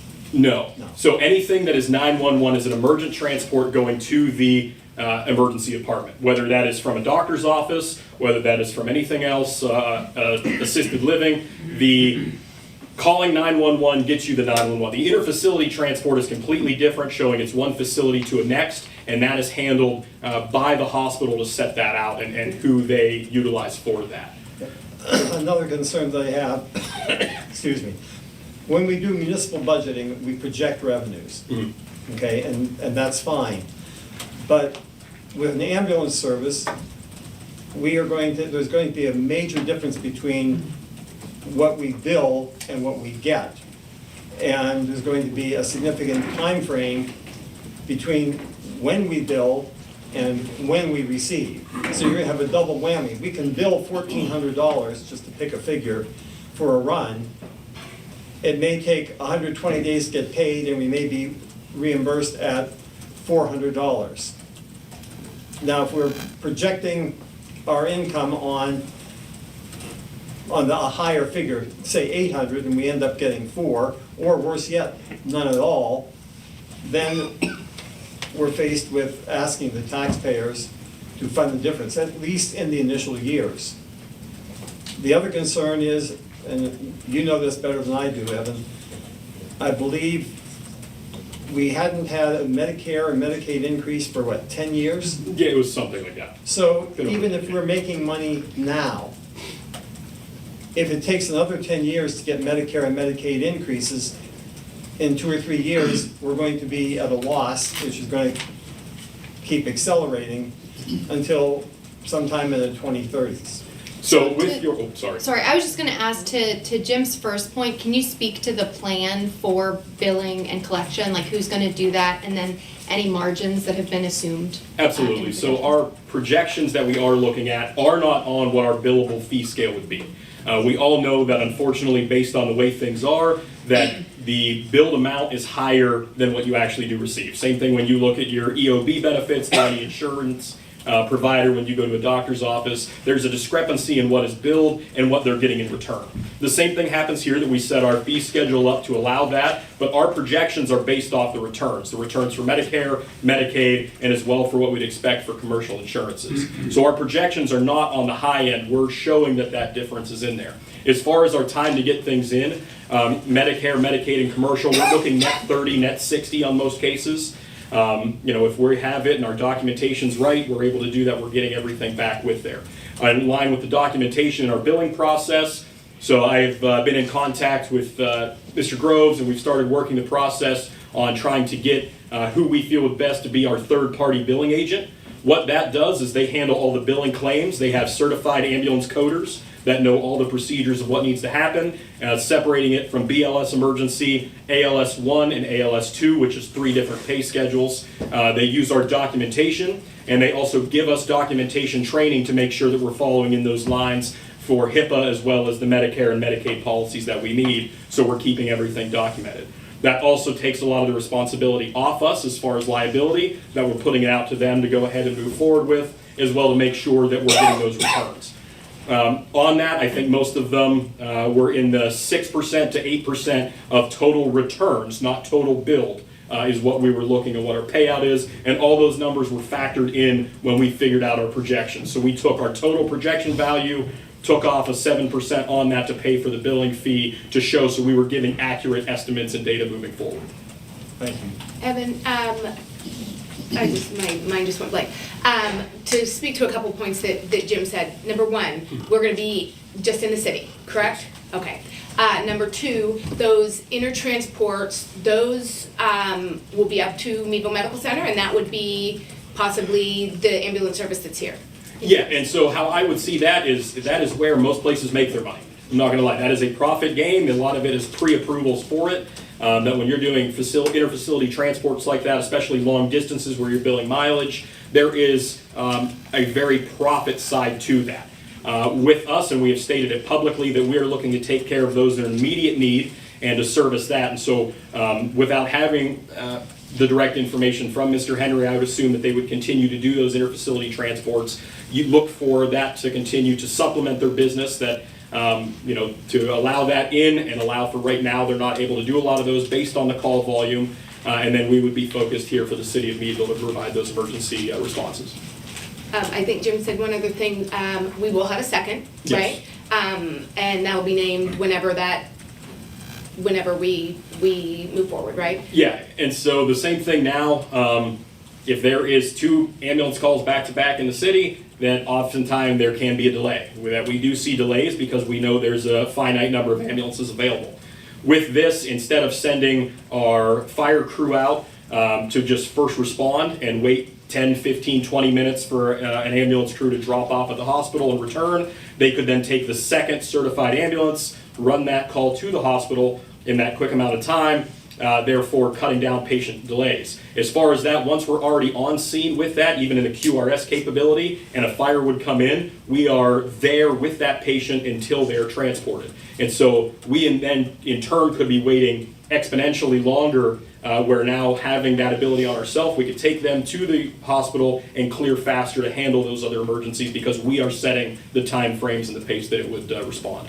So instead of waiting, what we do now is we have like about 1,300 calls that we go to, right? Yes, we respond as the to fire ALS. department that the city already, the taxpayers already pay for, right? Yes. We already go to those things. We wait for an ambulance, right? After we do emergency service, right? Like immediate emergency service. Yes. That ambulance then takes the person to the hospital, correct? Correct. So in turn, we would be able to take the person to the hospital with no waiting. Correct.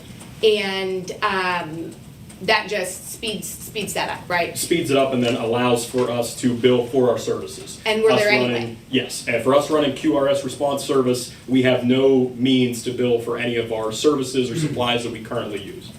You said 1,300? 1,300, that is ALS only. Through the 911 center and their dispatch policies, we're not dispatched on BLS or the basic life support calls unless requested by the ambulance service. And that's the other, the gap in the numbers there that we see. And that's 1,300 calls that our crew is responding to as kind of coverage for Meadville Ambulance Service right now. So our tax dollars are already going to that number of calls. And if a fire happens while you guys are waiting, that fire has to wait until that patient is cleared, right? Yes. So if you guys have control of that ambulance, that fire then that's no longer has to wait because we're already transporting. We would be transporting them to speed up that process. That's why we'd be making sure that people are cross-trained, cross-staffed to allow that, so there's no gap in coverage for either fire or EMS, that no matter what emergency or someone dials 911 for needs the fire department, that it is handled as fast and as appropriate as possible.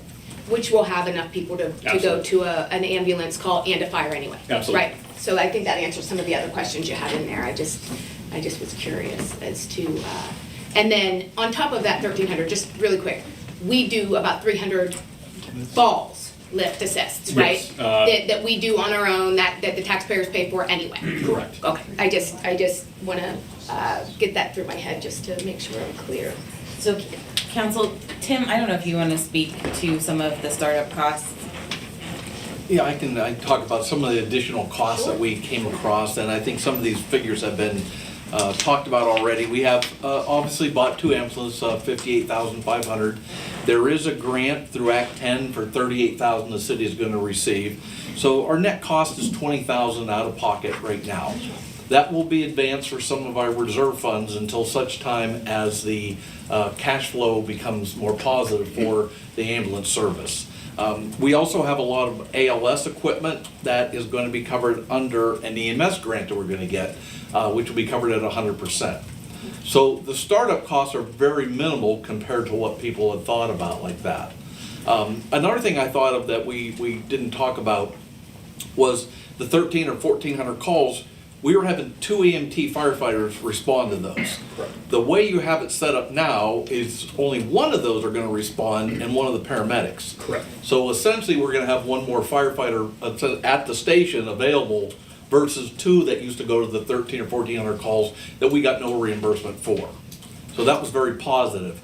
Again, we have to remember that Meadville Ambulance asked the city for $75,000, $500,000 of taxes. And then next year in 2024, I think somebody had already said, the legislature says, it could be double. So we'd be paying $150,000. So we gotta remember, there's $75,000 we were gonna pay that was gonna come out of our pocket, or potentially $150,000 in the future. So again, if we don't quite hit our numbers, although we're looking pretty good at the actual amounts, you're still looking at $75,000 that we still would have spent, or $150,000 in the next year. And also, Council, if you're interested, Andy Moore is here from the city of Warren. Warren runs a city-operated ambulance service, if you have any specific questions for him. She's asking who's here. Do you folks have any questions? I did bring some information for council review tonight. One of the things that I've seen, I am here representing the Pennsylvania Professional Firefighters Association. I am a captain at the City of Warren Fire Department. I've worked there since 1995. I've been on an ambulance since 1995. One of the things that, when I was taking my notes today, one of the things we talk about and is a big concern is how much is this going to cost and how much are we going to be able to offset those costs for operation. The City of Warren and the City of Meadville are often used, and I'm sure the manager and mayor will know after talking to like Labor Council, we get compared a lot. Us, the City of Bradford, so on and so forth.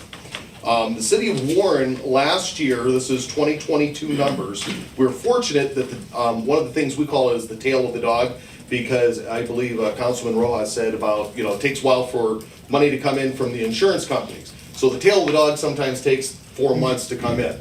We were actually lucky, the City of Warren's with their reimbursement service that they use, they got the tail of the dog in quick. The City of Warren ran 1,897 calls last year, 1,300 and change of which were EMS calls. The other 579 were for fires and other stuff. Of those calls, our total revenue brought in was $387,826 for 1,300 calls. And it has, and the sheet I have is broken down into who they got from traditional Medicare, Medicare Advantage, traditional Medicaid, Medicaid managed care, TRICARE, so apparently we took care of some active duty people, VA, commercial insurance, workers' comp, and other payments, which would be the people who are out of pocket. The percentage of our calls, ALS, ALS2, BLS, ALS is 18%. 1/4% of them are ALS2s. BLS is 70% of the calls, and then we have 11% for 11% for refusals. We also do a membership.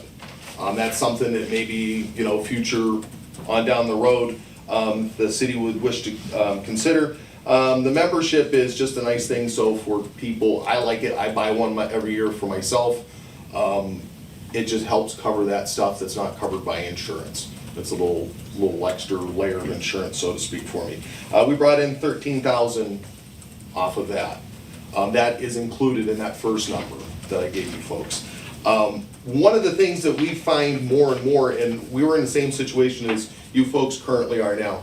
We had a neighboring department that was providing BLS ambulance service, and then we had a third-party contractor that was actually the city of Warren at one time that provided paramedics. They were phased out. They went with Emergent Care, ECI, based out of Erie. One of the problems that we had with our initial setup was that we weren't getting ambulances quick enough, and we were doing the same things as these firefighters are currently dealing with, extended on-scene times. One of the things I have to tell you folks is, you don't really want to play the emotional card on stuff, but the facts are what the facts are. We can do great things with medicine these days with time. Time is the one thing, nobody can buy time. Today, I believe, City of Meadville, there was an ambulance call. 19 minutes till they had an acknowledgement from a unit that would be able to transport that patient. 19 minutes, think about how long 19 minutes is. That's a very long time. And I can guarantee you, if it was something as severe as a cardiac arrest, where the firefighters would be doing CPR for 19 minutes, they would all be walking around with their arms down to their sides, because most people, it's other than unless you're a professional and you work at it and you know how to do it, it's tough work. Your chances of survival are slim. We were lucky enough that we entered into an agreement with our surrounding townships, and we took a call for them. Our third party, moving forward now, our third party company, ECI, was not able to cover the call. The nearest medic, we're not even sure where they're at. They called en route from the Warren service area, which sometimes is a 20-mile circle, to this cardiac arrest. 2 firefighters arrived on scene. They were able to get him back with 2 sets of shocks and get him to the hospital. He's recovering right now because it was a witnessed arrest. CPR was started, the 911 telecommunicators talked the person through it. They were able to get that patient, keep the blood moving. It's all about moving blood now. It's not that's the bystander thing that we talk about when we do those classes. That gentleman is alive. 19 minutes, he probably would not be alive, period. We've had fires and we've had ambulance calls, and I believe the city of Meadville is the same way. They have a fire, they call back personnel. And when you get called back, or your mutual aid departments that you call in, they staff additional resources. One of the dreaded things, there's 2 dreaded things at being a firefighter. Getting stuck on the ambulance when you're called back in, and accountability, because it's just like the worst job ever. But that is something that we've had, and we work through it. There's usually no lapse in calls. We have guys that will drop an air pack, and the coat comes off, and they get in the ambulance, and down the street we go on that call. You can usually cut people loose pretty quick. There's a lot of things that a city is required or should do. Taking care of the streets. When I spoke to you folks at the last public hearing, we talked about, you either clean up the grit on the side of the road before it gets into the storm sewer, or Public Works is going to be coming back going, hey, we need to get a vac truck to suck that out because now it's going to flood. And then once the sewer collapses, then you guys are floating a bond to fix the sewer that broke when the flood because we didn't clean the grit up off the street. None of that makes you a cent. This is something that you folks should be cost neutral to start with, and as nobody can portray the future. I didn't bring my crystal ball, and I don't think anybody else brought theirs. It should be that way in the future. It is imperative that elected officials engage people like Mike Kelly, who are slipperier than an eel in an ice bath when it comes to talking to them about spending money. Michelle Brooks, another one. I mean, everybody's like, oh, I don't have time, you know, can you talk to my chief of staff? We need to engage these people to take care of this problem. Because on the other end of it is the Meadville area ambulance service. They need to be correctly compensated for picking up that person that you guys just saved by getting him to the hospital at Meadville Medical Center and getting him definitive care. Now they need to ship him to Erie, because if the helicopters aren't flying, that person's going by ground, period. There are always little bumps and issues with any new program. I can guarantee you that the figures that I have and that you folks have gotten from us in the past from the city of Warren, and I believe the city of Bradford, they don't lie. This stuff is vetted. You folks, we get checked by the different state regulatory agencies, Medicare, Medicaid. If they come into town, you better lock your bookkeeper in an office with them and slide pizzas under the door, because they're gonna be there a while. You guys can do this. Just north of me in Jamestown, New York, city of Jamestown, because of their third-party private ambulance service that does most of their existence is scheduled medical transports. They can't handle it as well. So the city of Jamestown, New York is purchasing 2 ambulances. There's a big move in municipals, governments moving to in-house fire-based EMS. I think that I probably will be retired by the time it happens, but I foresee the city of Erie at some point will probably go there. Other communities have looked at it. There are very different places you folks can go. The lift assist, we now charge for lift assists in the city of Warren. Every resident gets 3 free pickups, no pun intended. And then after that, then we charge them, I believe it's $150. Now, a lot of people, that's a lot of money to get picked up off the floor. But there's a lot of people that don't have at-home health care, and that's a better option for them if mom's a little sick and they ran to the store, they can't get there, she hits her health alert, go over and help her up, things are good. None of this stuff is free. Mr. Henry and his family have done a good job for many years. At a meeting over a year ago, I heard him say, anybody who wants to come to town and try this out as a business, I'll give you an ambulance and set you up and you can take a crack at it. The city of Meadville, your staff saw the need, they stepped up, they've done due diligence, they've done research. DCED has done research. The early intervention people that have come in here in years past have done research. I don't know how much more you want.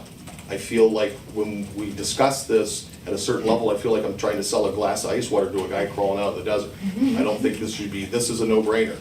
Can I ask you a question real quick? Yes, ma'am. It's on topic. There's a big refinery in Warren, and someone said, yeah, but they've got that refinery. How many calls do you think are related to? To the refinery, we actually get more ambulance calls at the refinery than we do fire calls. Now, they do have fires at the refinery. They have an internal fire brigade, and plus they also have some standalone systems that automatically aid them in case there's an issue.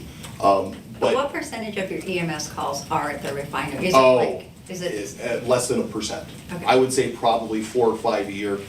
We had a multi-million gallon tank rupture full of, I'm not gonna go off in the weeds. It was full of a very smelly, flammable substance when it collapsed.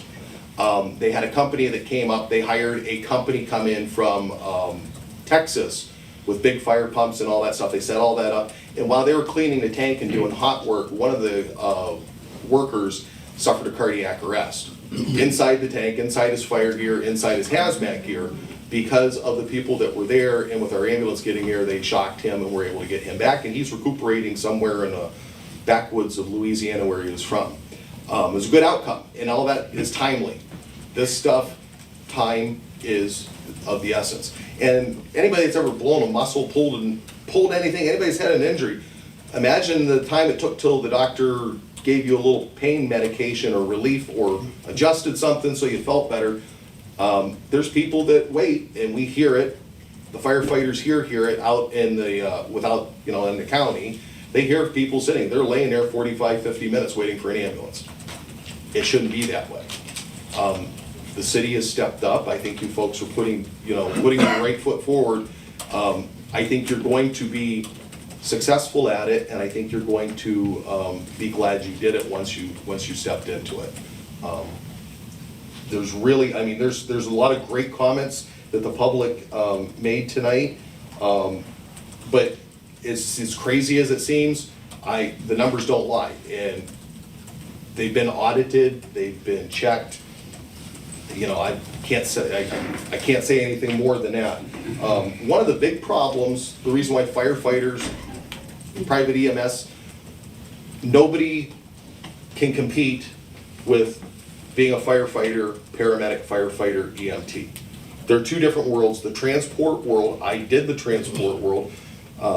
Evan did that as well. It's not very glamorous. It's a necessary job, but it's not very glamorous. People like to become firefighters or EMS. The same reason why somebody wants to become a police officer. I mean, you can do other things, but if you want to be a police officer, that's, you know, you want to go work for a city somewhere, you want to go do it.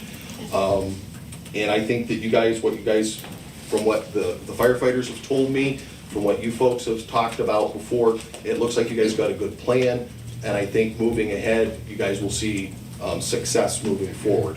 I think Evan's done an excellent job, and his chief have done an excellent job keeping people informed. But like I said, the numbers are there.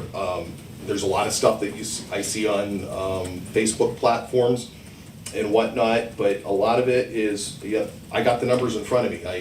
You know, it is what it is. Thank you, Andy. Do you guys have any other questions, I have a folks? couple of questions. Yes, sir. Okay. You said you have 13,000 subscribers? No. We received $13,000 in receipts from people that buy an ambulance subscription. Okay. Membership, yes. You said you work outside of town? We did that, yes. Like I said, we're a little bit farther downstream than you folks are. We ran into a problem where we had a mutual aid departments, because of staffing, they were not able to cover their calls. And because the private company that is taking care of it wasn't handling the calls as well, we were getting dispatched for it. And that, as you guys all well know, there's a cost associated with us going. So they worked out an agreement with surrounding townships, and via some insistence with the state and assistance from the state, they were able to come to some mutually agreeable numbers for calls. We no longer do it for free, and I believe, I feel a little uncomfortable talking about it because I'm not a city official, so I don't, once again, I want to reiterate, I don't speak on behalf of the city of Warren, but they've sent out notices to other municipalities that if you would like to subscribe to the plan that the city is in, that they're offering to enter into negotiations with those areas. If they do not, then there is a number that the city has for a call to go pick somebody up, and they will send them a bill, and they will pay it or they won't pay it, or then they'll take it from there. And did you say that you bill the difference? In other words, if you charge $800 and insurance pays $300, that you bill the? No. No. I believe that's illegal.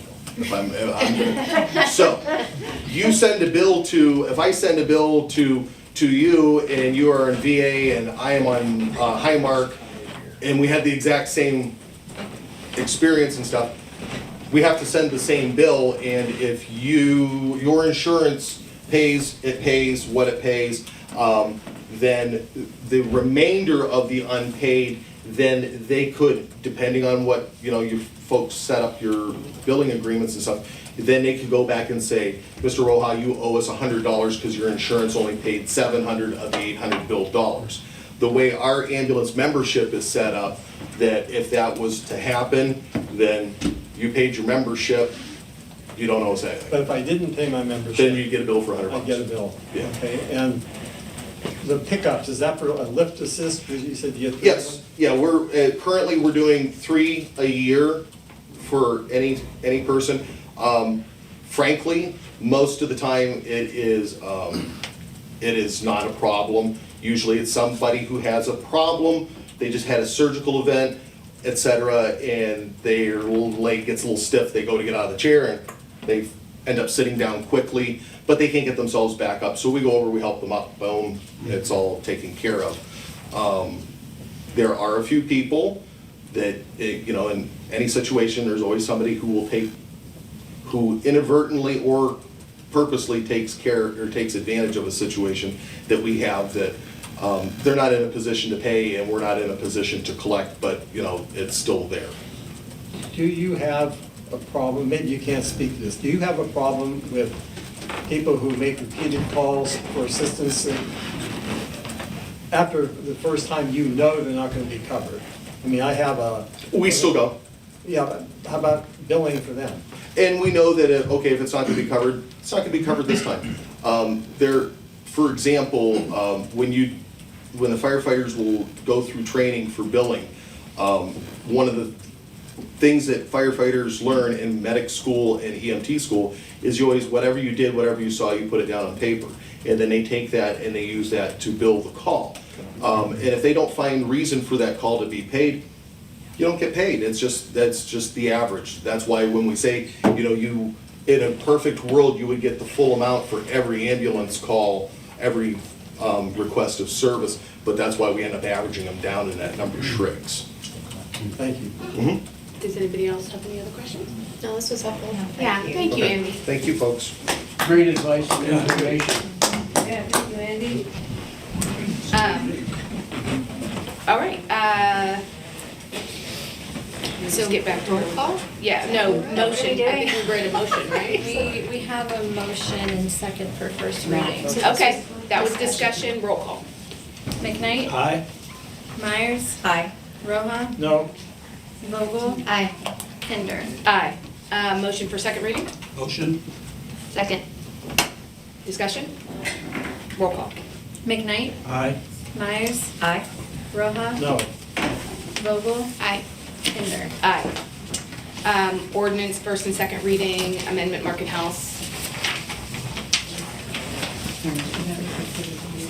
An ordinance of the City of Meadville, Crawford County, Pennsylvania, amending ordinances number 1131 of 1914 and number 2213 of 1948 as codified in Article 933 of the Meadville Municipal Code to reflect the authority of the Market Authority to update references to the Market Manager and Market House, to amend the regulations of the Market House pertaining to rental schedule and payments, fee payment for outdoor farmers market, deposit of sums collected, updating the manner of setting the schedule of regular market days, clarifying the removal of articles after closing, allowing the market manager to determine the width of stalls or spaces, updating penalties and deleting outdated provisions, and providing for renumbering as necessary, providing for an effective date, severability, and a repealer. So council saw this ordinance at the February 15th meeting. This ordinance, as a reminder, it just updates and best reflects the current market house practices. I'll move to approve. Second. Discussion? I remember you mentioned this, it would be good if we could do an operating manual or something, just because so much of the responsibility is on the market manager, and that concern that I have that, like, if she leaves, that. Sure, and that's it. That's just like a sidebar note, like. And that's a role of the market authority, Okay. to do that. Oh, that's good. Okay, that's my only. Who's their liaison? Yeah, who did we have? We'll have to look at that. We'll go back. I'll have to refresh. Don't. We don't need to do it. Roll call. McKnight? Aye. Myers? Aye. Roha? Aye. Vogel? Aye. Kinder? Aye. Motion for second reading? Motion? Second. Discussion? Roll call. McKnight? Aye. Myers? Aye. Roha? Aye. Vogel? Aye. Kinder? Aye. Ordinance first and second reading, authorized cable franchise agreement with Armstrong Utilities, Inc. Ordinance of the City of Meadville authorizing execution of a cable franchise agreement between the city and Armstrong Utilities. So moved. Second. Discussion? We already have it here. This is, we heard nothing, but it's mainly the same and it's a 10-year. Correct.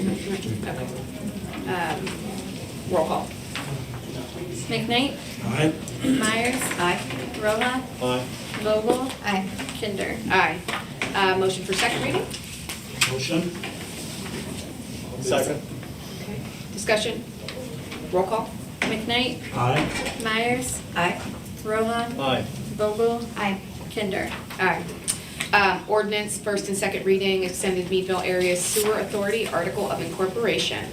An ordinance of the City of Meadville, Crawford County, Pennsylvania, approving the extension of the term of the existence of the Meadville Area Sewer Authority for a term extension of 50 years from the date of approval of the Articles of Amendment, providing for severability, a repealer, and an effective date.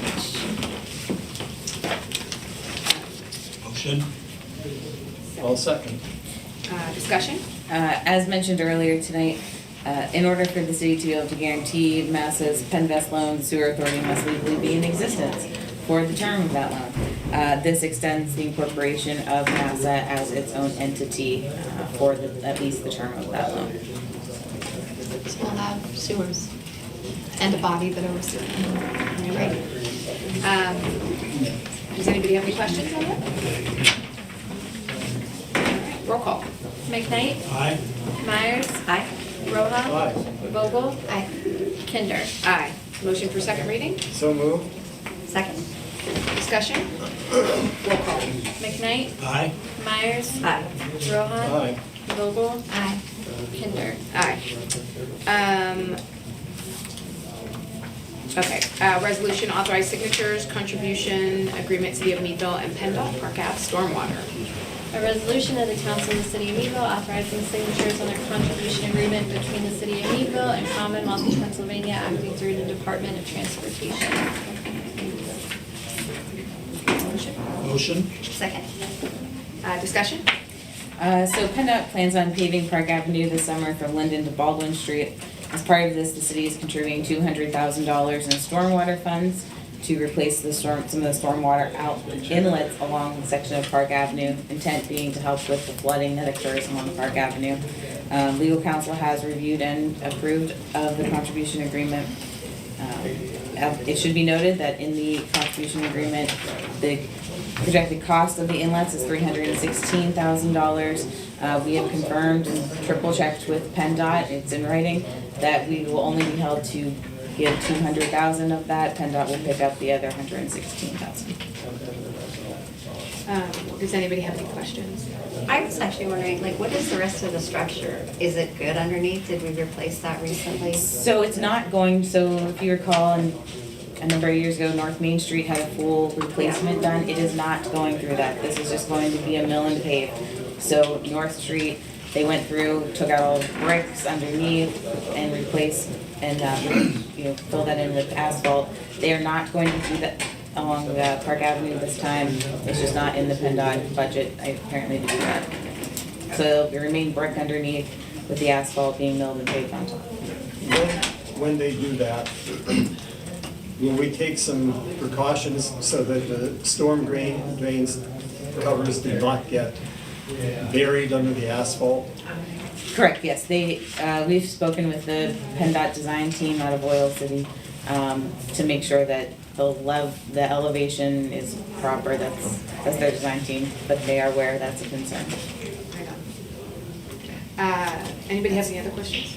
There was like that inventory that, was that, I'm sorry, now my brain is all, it's been a long meeting.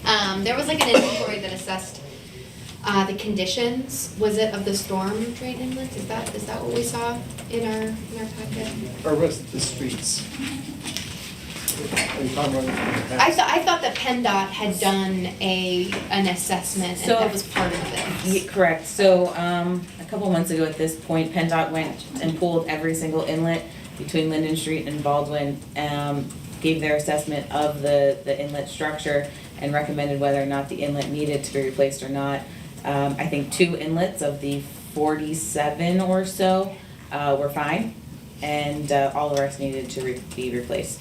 Okay, so, yes, it's that, so, okay, so, we could have probably figured that they needed work, but there was that level of work that was done by PennDOT ahead of time. Correct. In addition to whatever the remainder beyond 200,000 coming out, that's good. Great, any more questions? Roll call. McKnight? Aye. Myers? Aye. Roha? Aye. Vogel? Aye. Kinder? Aye. Resolution authorized signatures, AFSCME contract of 2023 and 2026. So this is just a resolution to authorize the signatures. The union has already ratified it, and so we're just waiting for approval and for you guys to execute and finalize the agreement.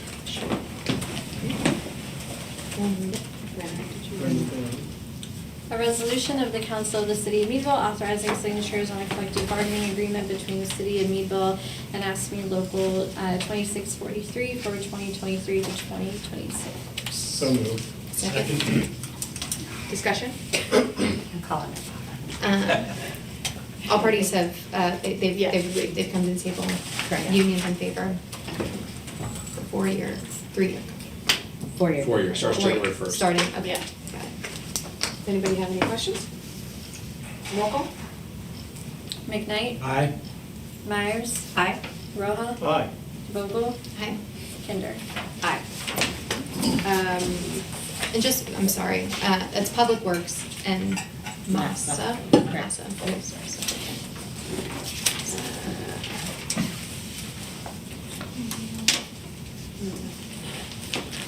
We'll take Bill from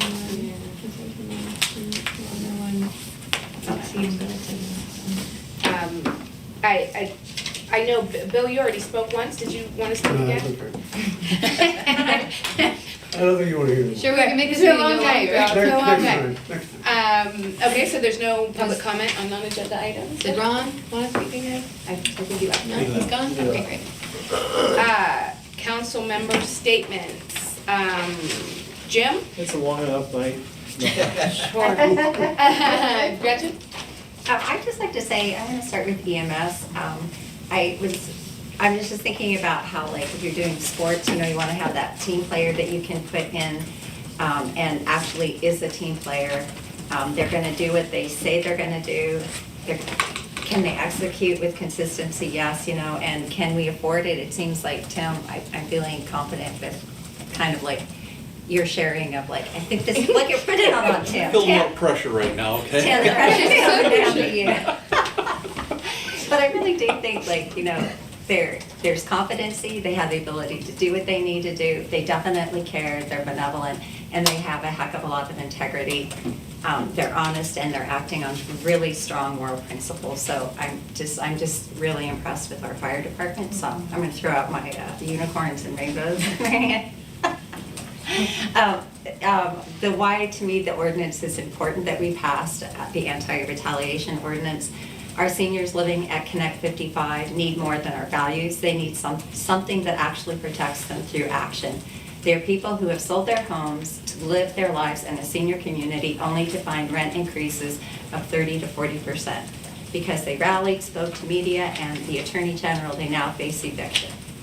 An ordinance creates the possibility of a process for tenants who are being evicted or have a non-renewal of lease due to retaliation for acting on their rights. These tenants have made no progress with the state and the Attorney General at this point. To me, the state has failed them in this process. As a third-class optional charter city and with the work of our solicitor and his team, I think this ordinance aligns with the laws of the state and our values as a council and community. In good faith, I believe that our local landlords are not retaliating.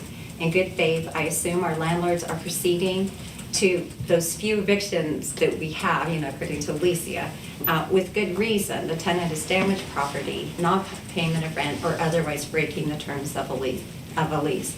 In good faith, I trust the local magistrate to do this job with justice where the state seems to not have the capacity. Thank you, Gretchen. Larry?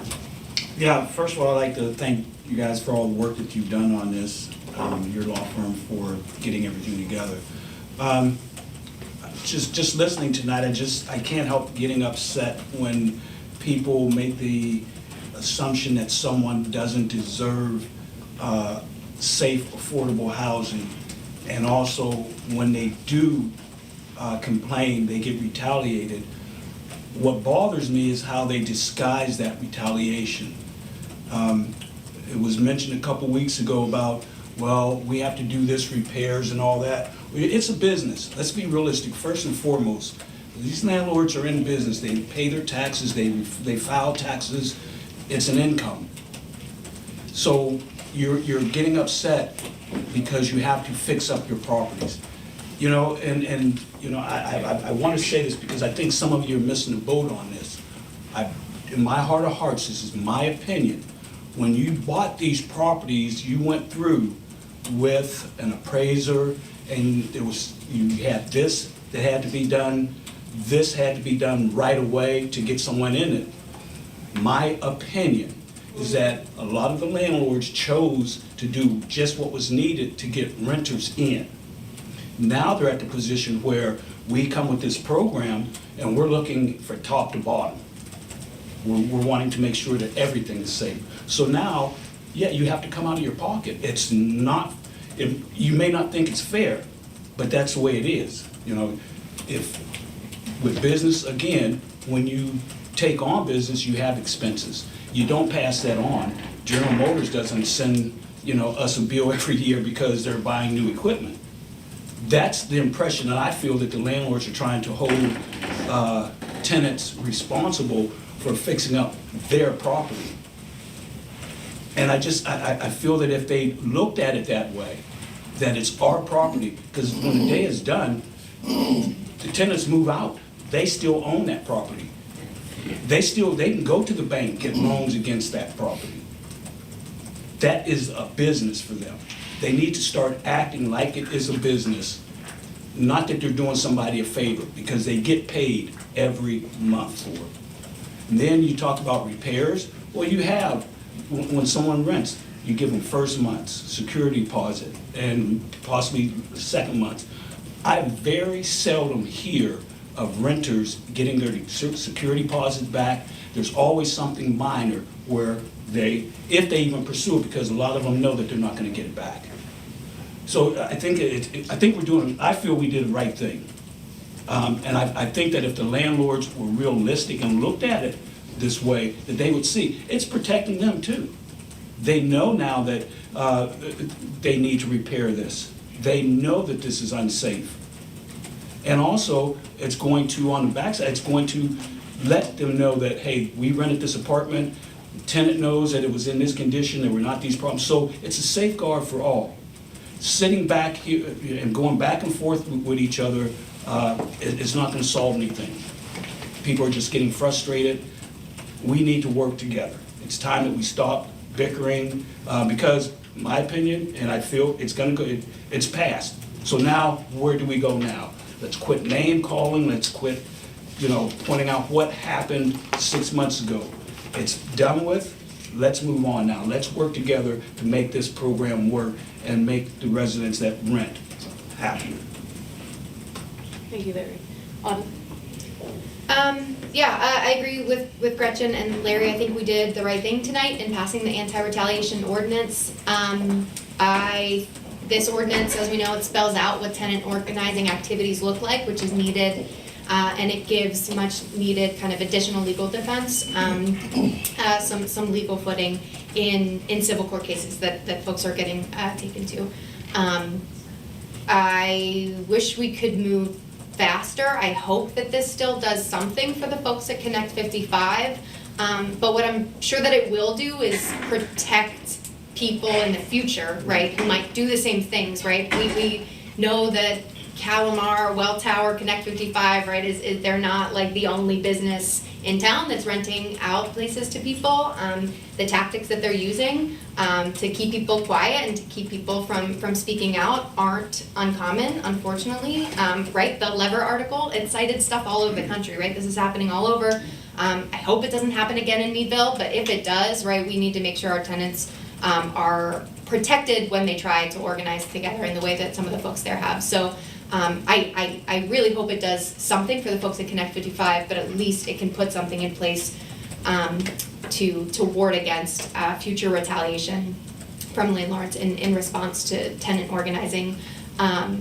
I also think, Bob, Roger, to your point, you made some decent points tonight, and I think that this is one, to me, the anti-retaliation is one effort, but there's so much more that needs to be done around housing. I really appreciated what you brought up about setting up a committee to address housing. Council has a subcommittee for housing and redevelopment. It makes me think like maybe we could have listservs, like how can we keep people engaged and like knowing when those meetings are happening and knowing what's on the agenda, like for all of the subcommittees. I think that would be valuable.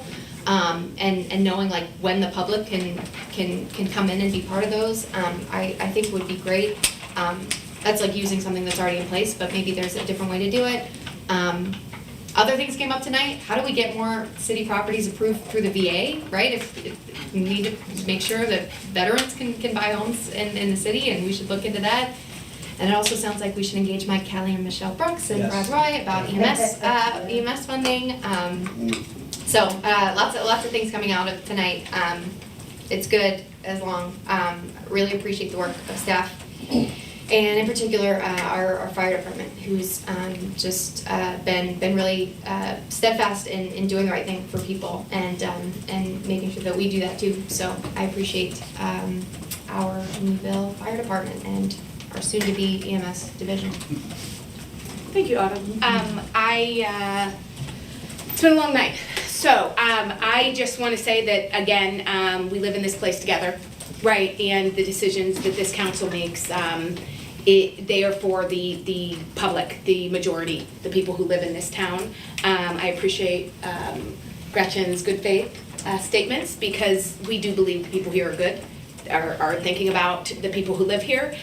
We may get off track here and there, but ultimately, the things that we have done, the non-retaliation ordinance is, it doesn't happen all the time, but we're covering that exception, right? We're covering the people who need it, and that is what our role is. Our role is to support the people who live here, to do the best we can for the people who live here, and that's what we are doing. I am very grateful to be a part of this council who thinks about the people who live here at first and foremost, and puts them first, right? So, and then we move to EMS, right?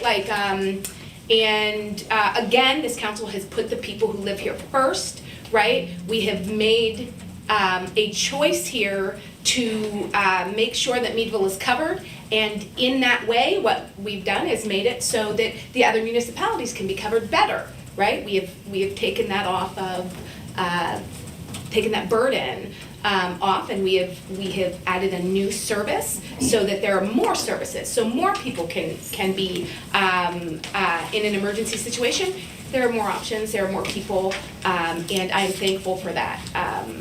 So in saying that, I'm going to thank everybody for being here and spending the 2.5 hours with us or more, and I'm going to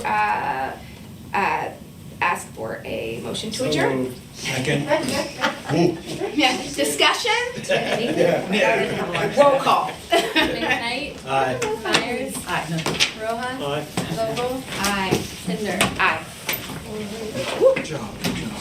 Congratulations. Sorry, Tim, for putting you on the spot there. Put Tim on the spot.